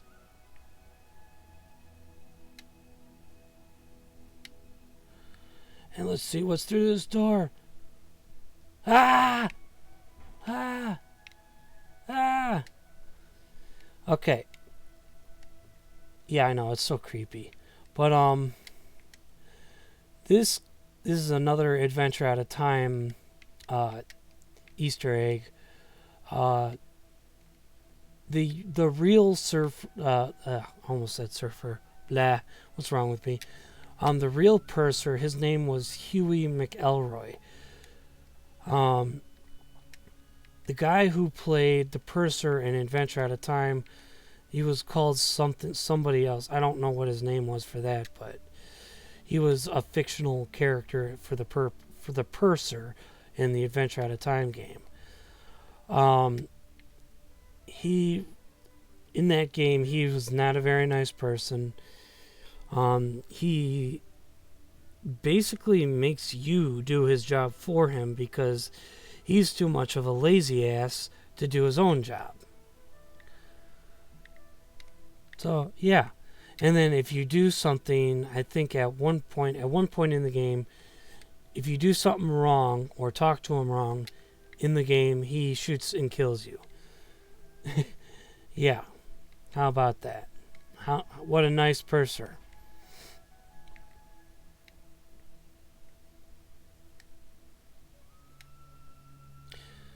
So here we go. We're going to go back up to B deck now.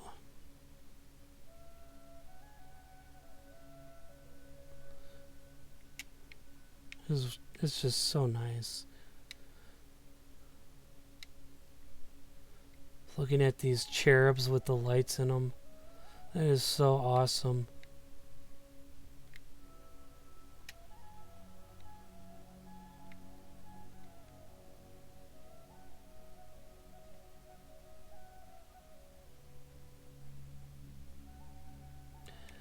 I believe that's a picture of, I think his name is Matt Chapman.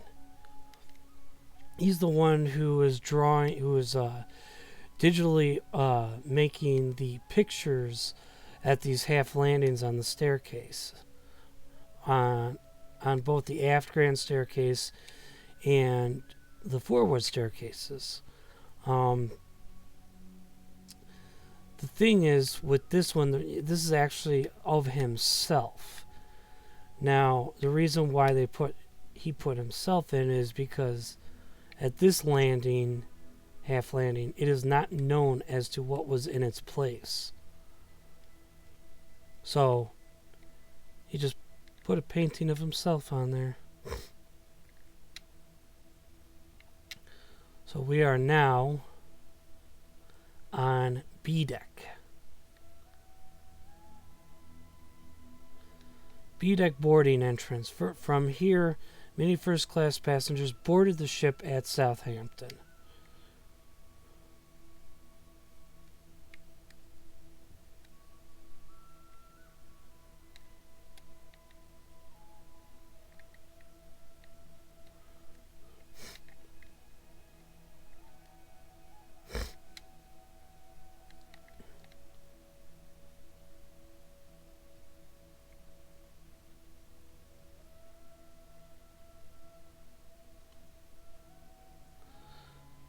Looking down forward,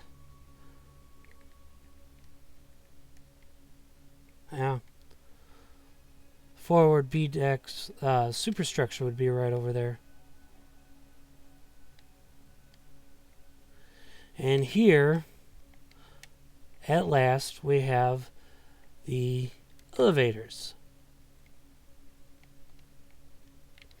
Now, in the VR version of this demo, you can actually pass through the gates and get a better look at the elevator and actually get inside and really look at it nicely.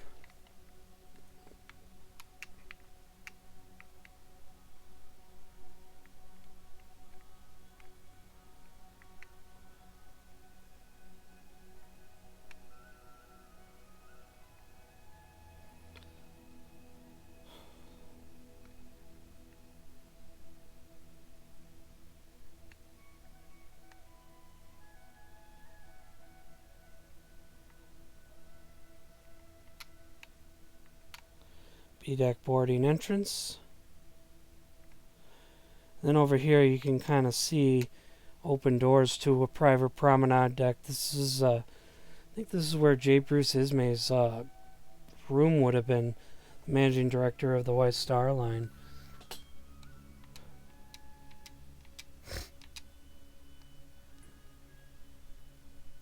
These were, that was where one of the most expensive, where some of the most expensive rooms were on the ship.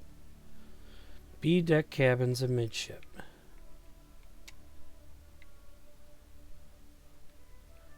Notices. Please consider a contribution if you enjoyed this early demo of Titanic Honor and Glory. So, yeah, here you got nice heaters. Again, a clock.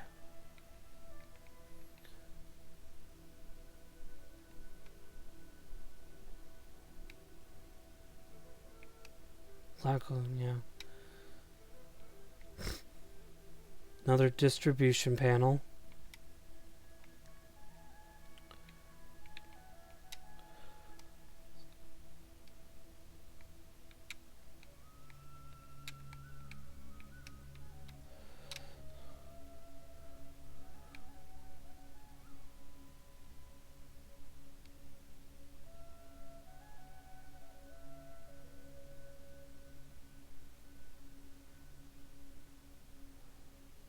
So here we go. I can't really go higher than this, so these stairs lead up to the grand staircase landing of A deck and the boat deck, as well as the lounge, reading and writing room, and gymnasium. So this is the highest you can go. I'm going to turn off the info boxes for a second so you can get a better look at the A deck. Like I said, it's like hitting a wall. You can't go any further than this. And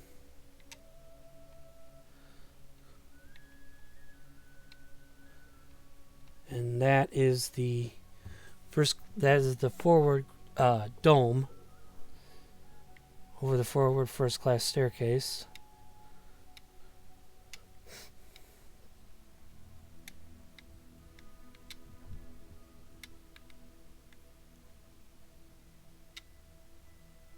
I shouldn't venture too far on deck.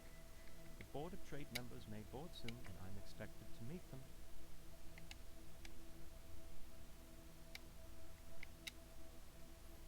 It is so beautiful, man.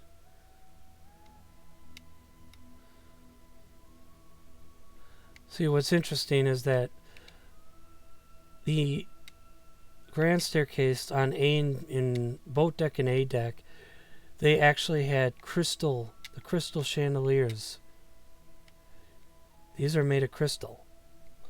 The rest of them on all the other landings are, I believe, of just glass. Only A deck on both staircases had crystal chandeliers, and the ones upstairs on boat deck too had crystal.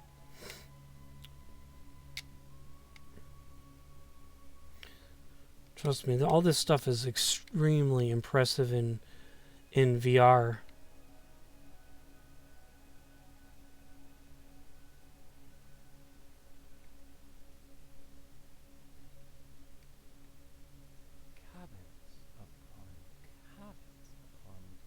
Oh.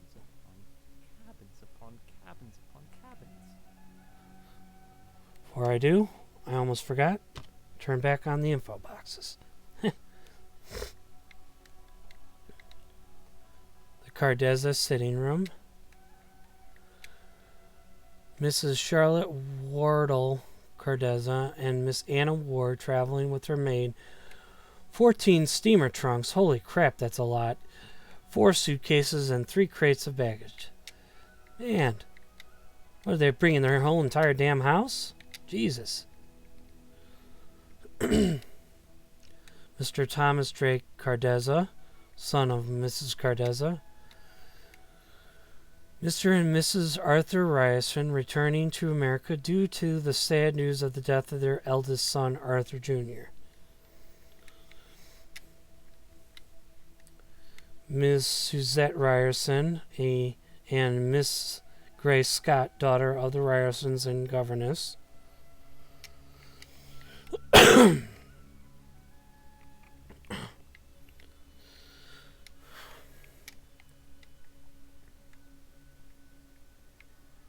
Okay.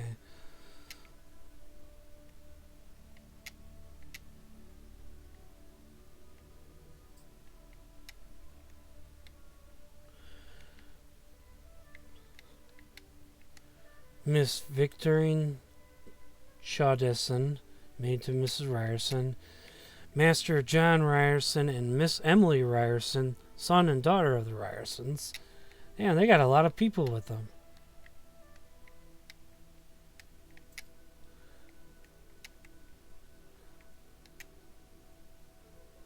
Mr. Gustave Lesure, servant to Mr. Cardezza.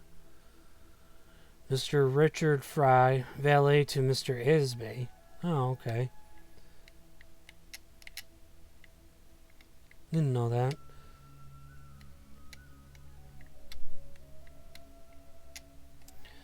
Mr. and Mrs. Charles M. Hayes, general manager of the Grand Trunk Pacific Railway.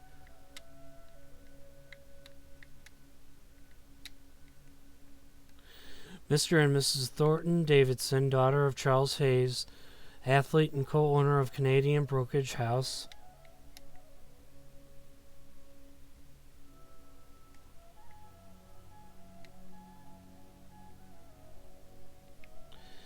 Mr. and Mrs. Thornton Davidson. Oh, wait. I already said that one. Huh. See, sometimes it gets confusing. Miss Anne Perrault, maid to Mr. and Mrs. Hayes.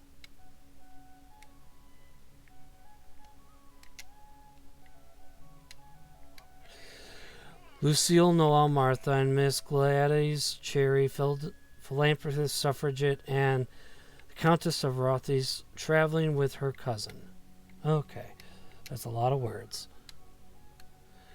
Mrs. Roberta Maioni, maid to the Countesses.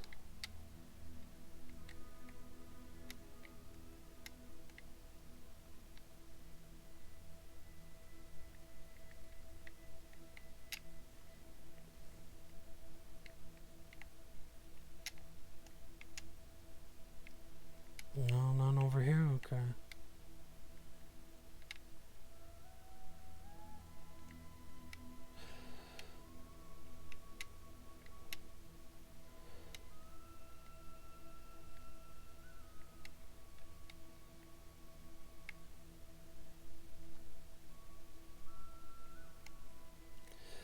Mr. Joseph Loring, New York City stockbroker.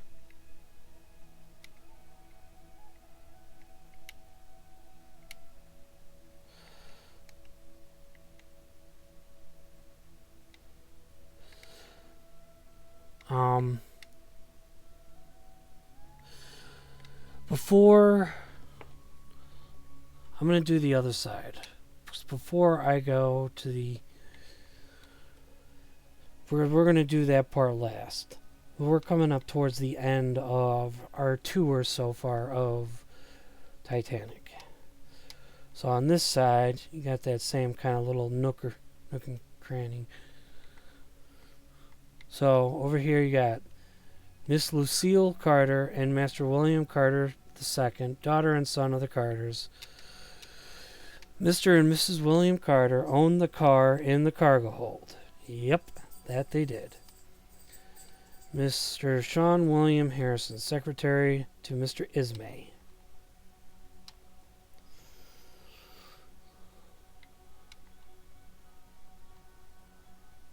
Anything? Nope. I'm going to try to do a quick run through of this. Mr. Alexander Cairns, manservant to Mr. Carter.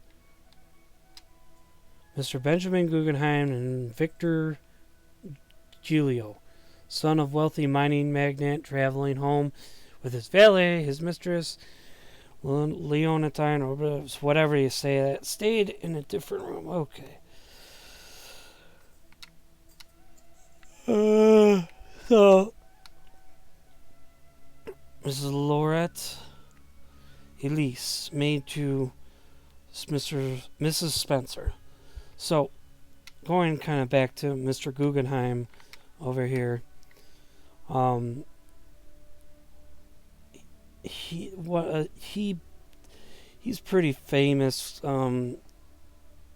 He was traveling back home to America with obviously a mistress. He was a married man, but it is thought that maybe he was maybe doing stuff that he shouldn't have been doing, but nobody can confirm that. Personally, I believe that he wasn't doing anything wrong, like he wasn't like cheating on his wife. And the reason why I say that is because of what his last words were. Shortly before the ship went down, he told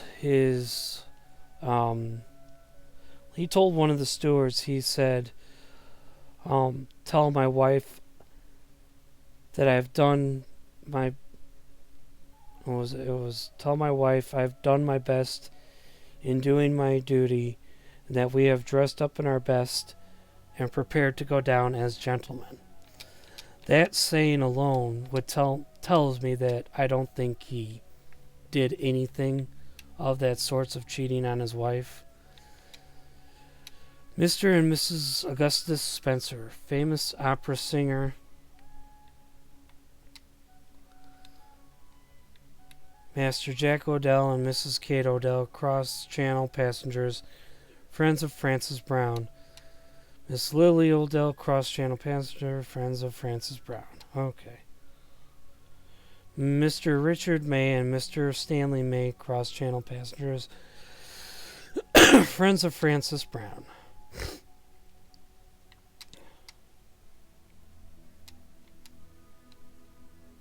Okay.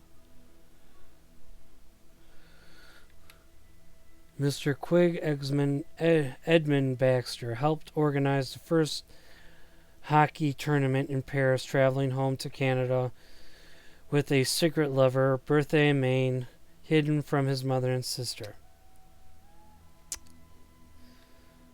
Mrs. Helen Baxter and Mrs. Mary Douglas, wife of Canadian diamond broker and banker, and her daughter. Mr. Joseph Bruce Ismay, managing director of the White Star Line. Okay. Okay. I guess... Could have sworn he had a private promenade. Oh, he did. Mr. Joseph Bruce Ismay. Okay. Ismay sitting. Okay. So really... Oh, wow. So he literally...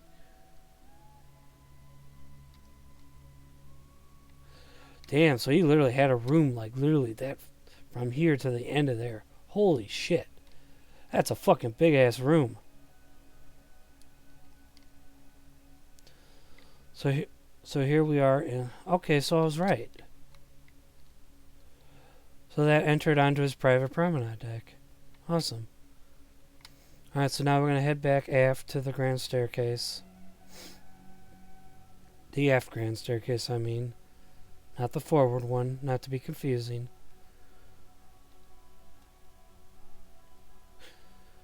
Now we're getting really starting to get towards the end of the tour here. Restaurant reception room. Known as the Palm Room by passengers, they enjoyed after-dinner music from the ship's trio and had coffee and refreshments.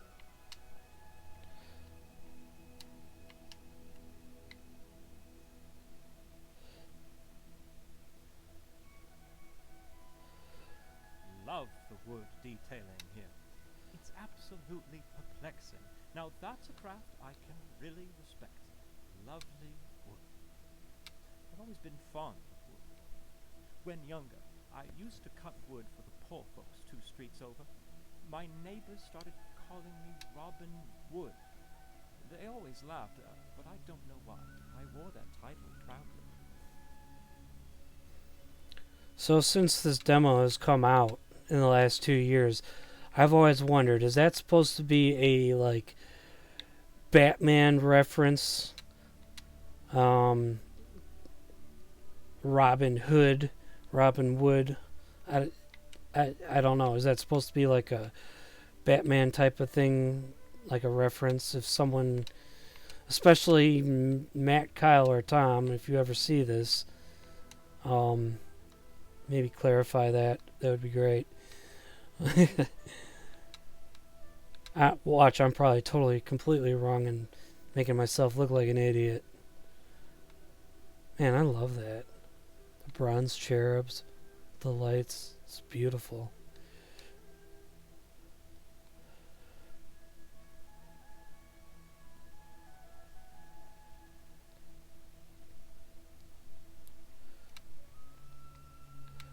So here we are. I think that's Anthony. I think I'm probably wrong. I think he's French. I've heard him a couple of times in some of the podcasts. He's been part of a couple of the podcasts. I know that.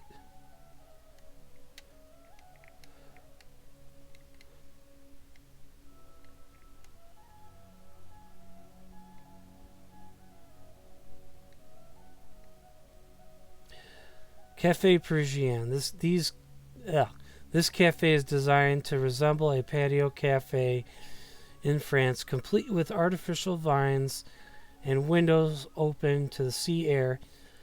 Passengers could relax and order tea and pastries served by authentic French waiters who were indeed actually Italian. Okay.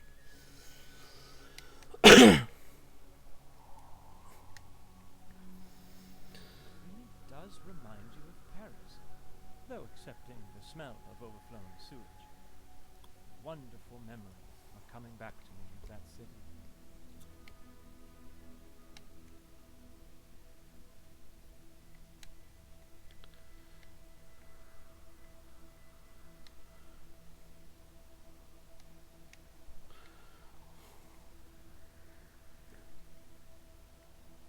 Second class promenade.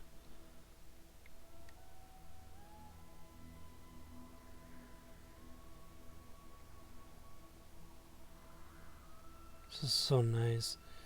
Hearing that, feeling the warm sun.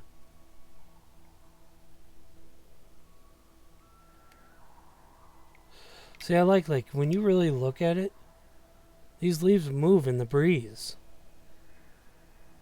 I mean, how cool is that?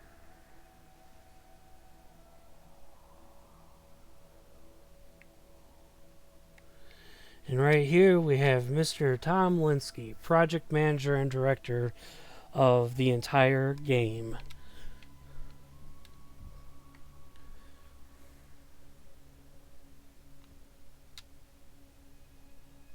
That's beautiful. Wish I had that in my house.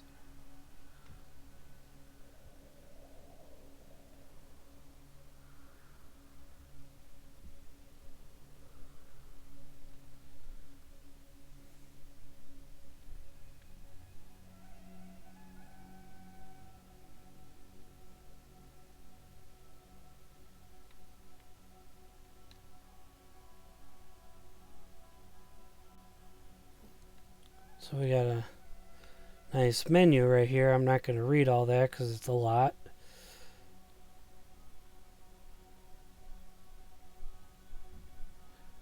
Here we got the beautiful a la carte restaurant. Recess for coats and hats.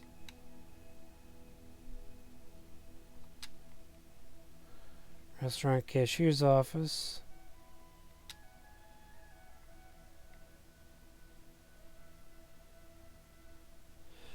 This restaurant is under the management of the company who have appointed Mr. L. Gatti, late of Odino's Imperial Restaurant, London, as manager.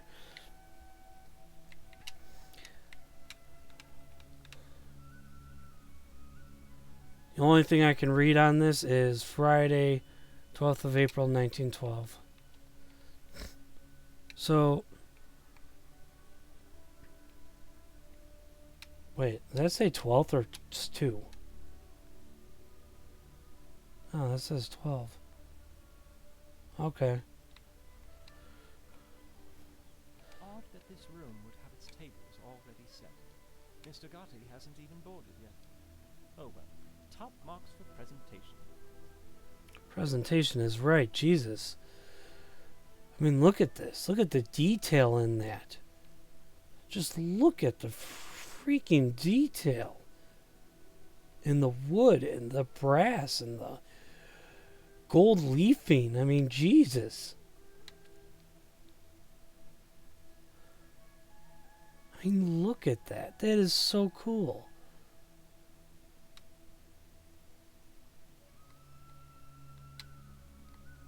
I want to eat here.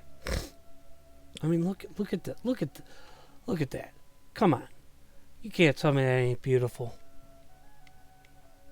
All that gold leafing around the things, the pillars.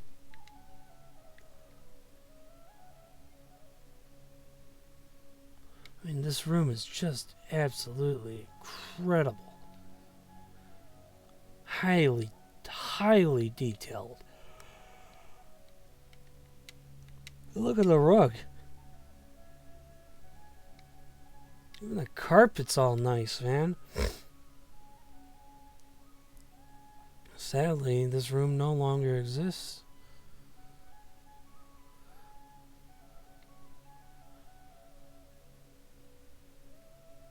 Almost 11:15.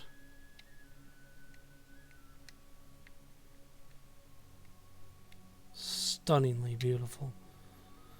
I mean, come on. This room is just absolutely beautiful. No matter what, man. Look out at the sea. I mean, look at the wood grains. You could just... It's so beautiful. It looks realistic. I literally feel like I'm in here.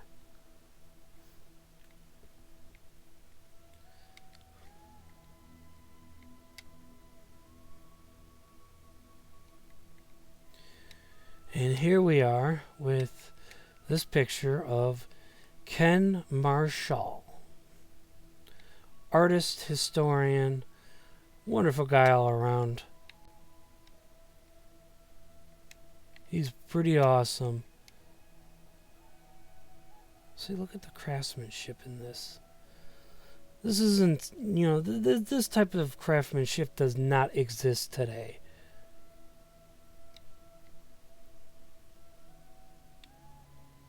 It's just not. It just doesn't. All these like wood carvings and all this and that just doesn't exist anymore. To the restaurant and pantry and galley. I mean, look at that. Look at that. This is a type of grandeur. I would love this type of stuff. I love this stuff.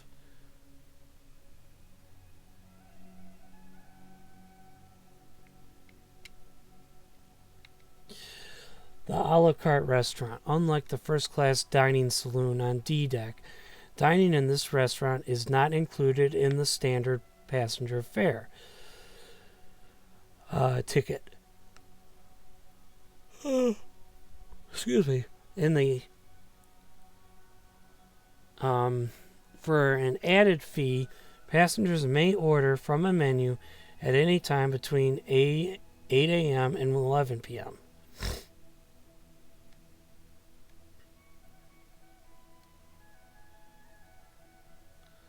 Yeah, look at this. This is beautiful. This type of stuff just doesn't exist anymore. Oh, see, look at this. Come on. It just doesn't exist anymore. This type of work. This is one of the reasons why I'm so interested in Titanic, just because of the pure grandeur of it all. I mean, most people don't realize it, but she really was a beautiful ship. Look at that. I mean, come on. Look at that. That's beautiful. That's incredible.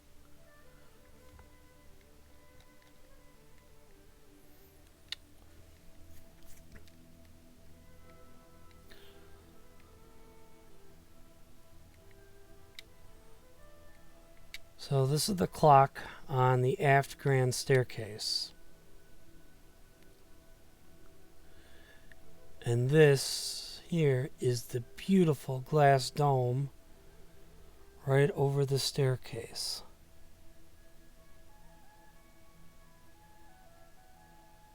This is absolutely stunning. Let's just take a second to look at that. Absolutely incredible, and just absolutely incredibly beautiful. You don't find work like this no more anywhere.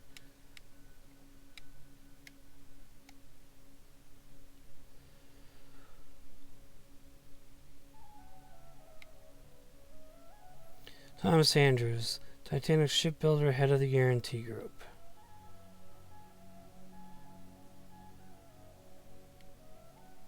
I see Tommy Andrews is already on board. Why does this surprise me? His drawings are scattered about like toys in a nursery. Well, I shouldn't intrude here any longer. So you'll notice by the blueprints, the way the blueprints are laid out, they're laid out just to the point of where it kind of shows of where she broke in half, in the areas of where she broke in half.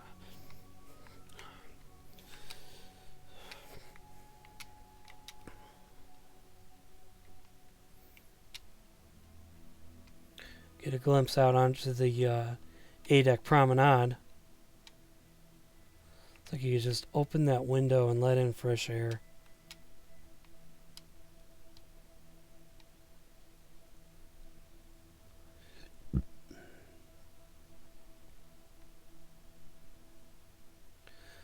So this brass plate here, this is known as the expansion joint.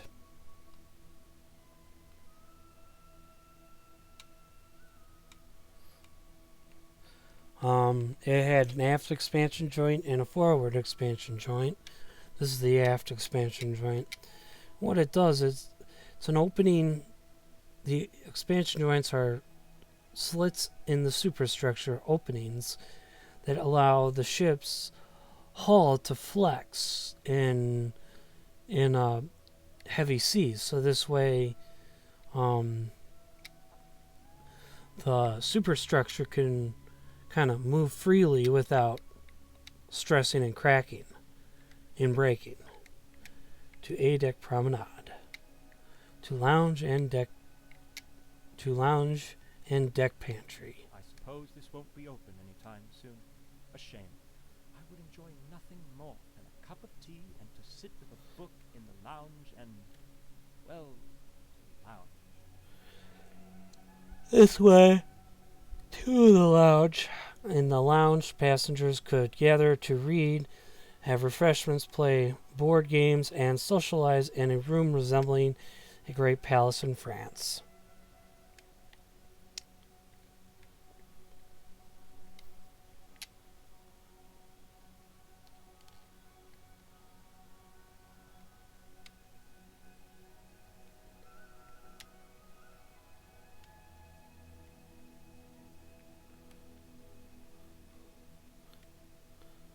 First class smoke room, a treatment for men to smoke, drink, gamble, and talk business amid an atmosphere of smoke and mahogany inlaid with mother of pearl. Now in the VR version, you can actually pass through these closed doors and actually Fine get in there. accommodation for the unwinding of the gentlemanly sort after a long day at sea. If only it were open now, and there were men in there to socialize with. Perhaps then I'd make some friends.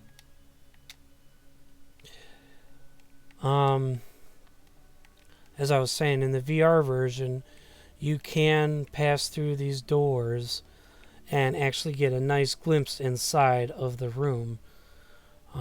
Just one of those things that, where you can kind of, physics are not really involved too much with this in the VR version.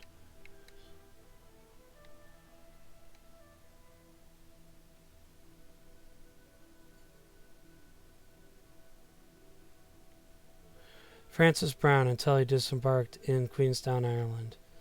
So this was his room for one day, not even a day.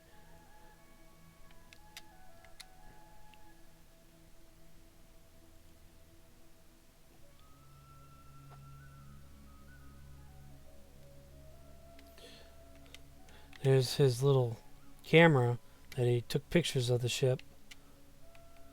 Francis Brown, he is one of the few people to make it off who actually took photos of the Titanic and have them survive.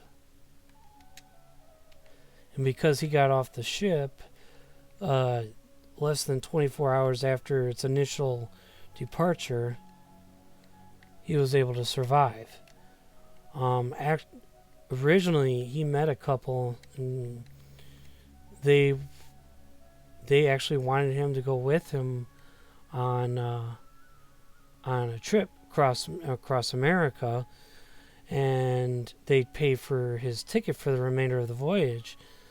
But because he was a priest in training, he had to send a message to, I guess, I don't know what they call it, his parish or whatever, and he asked them permission if he could go, and they replied back and told him, no, you need to get off the ship tomorrow.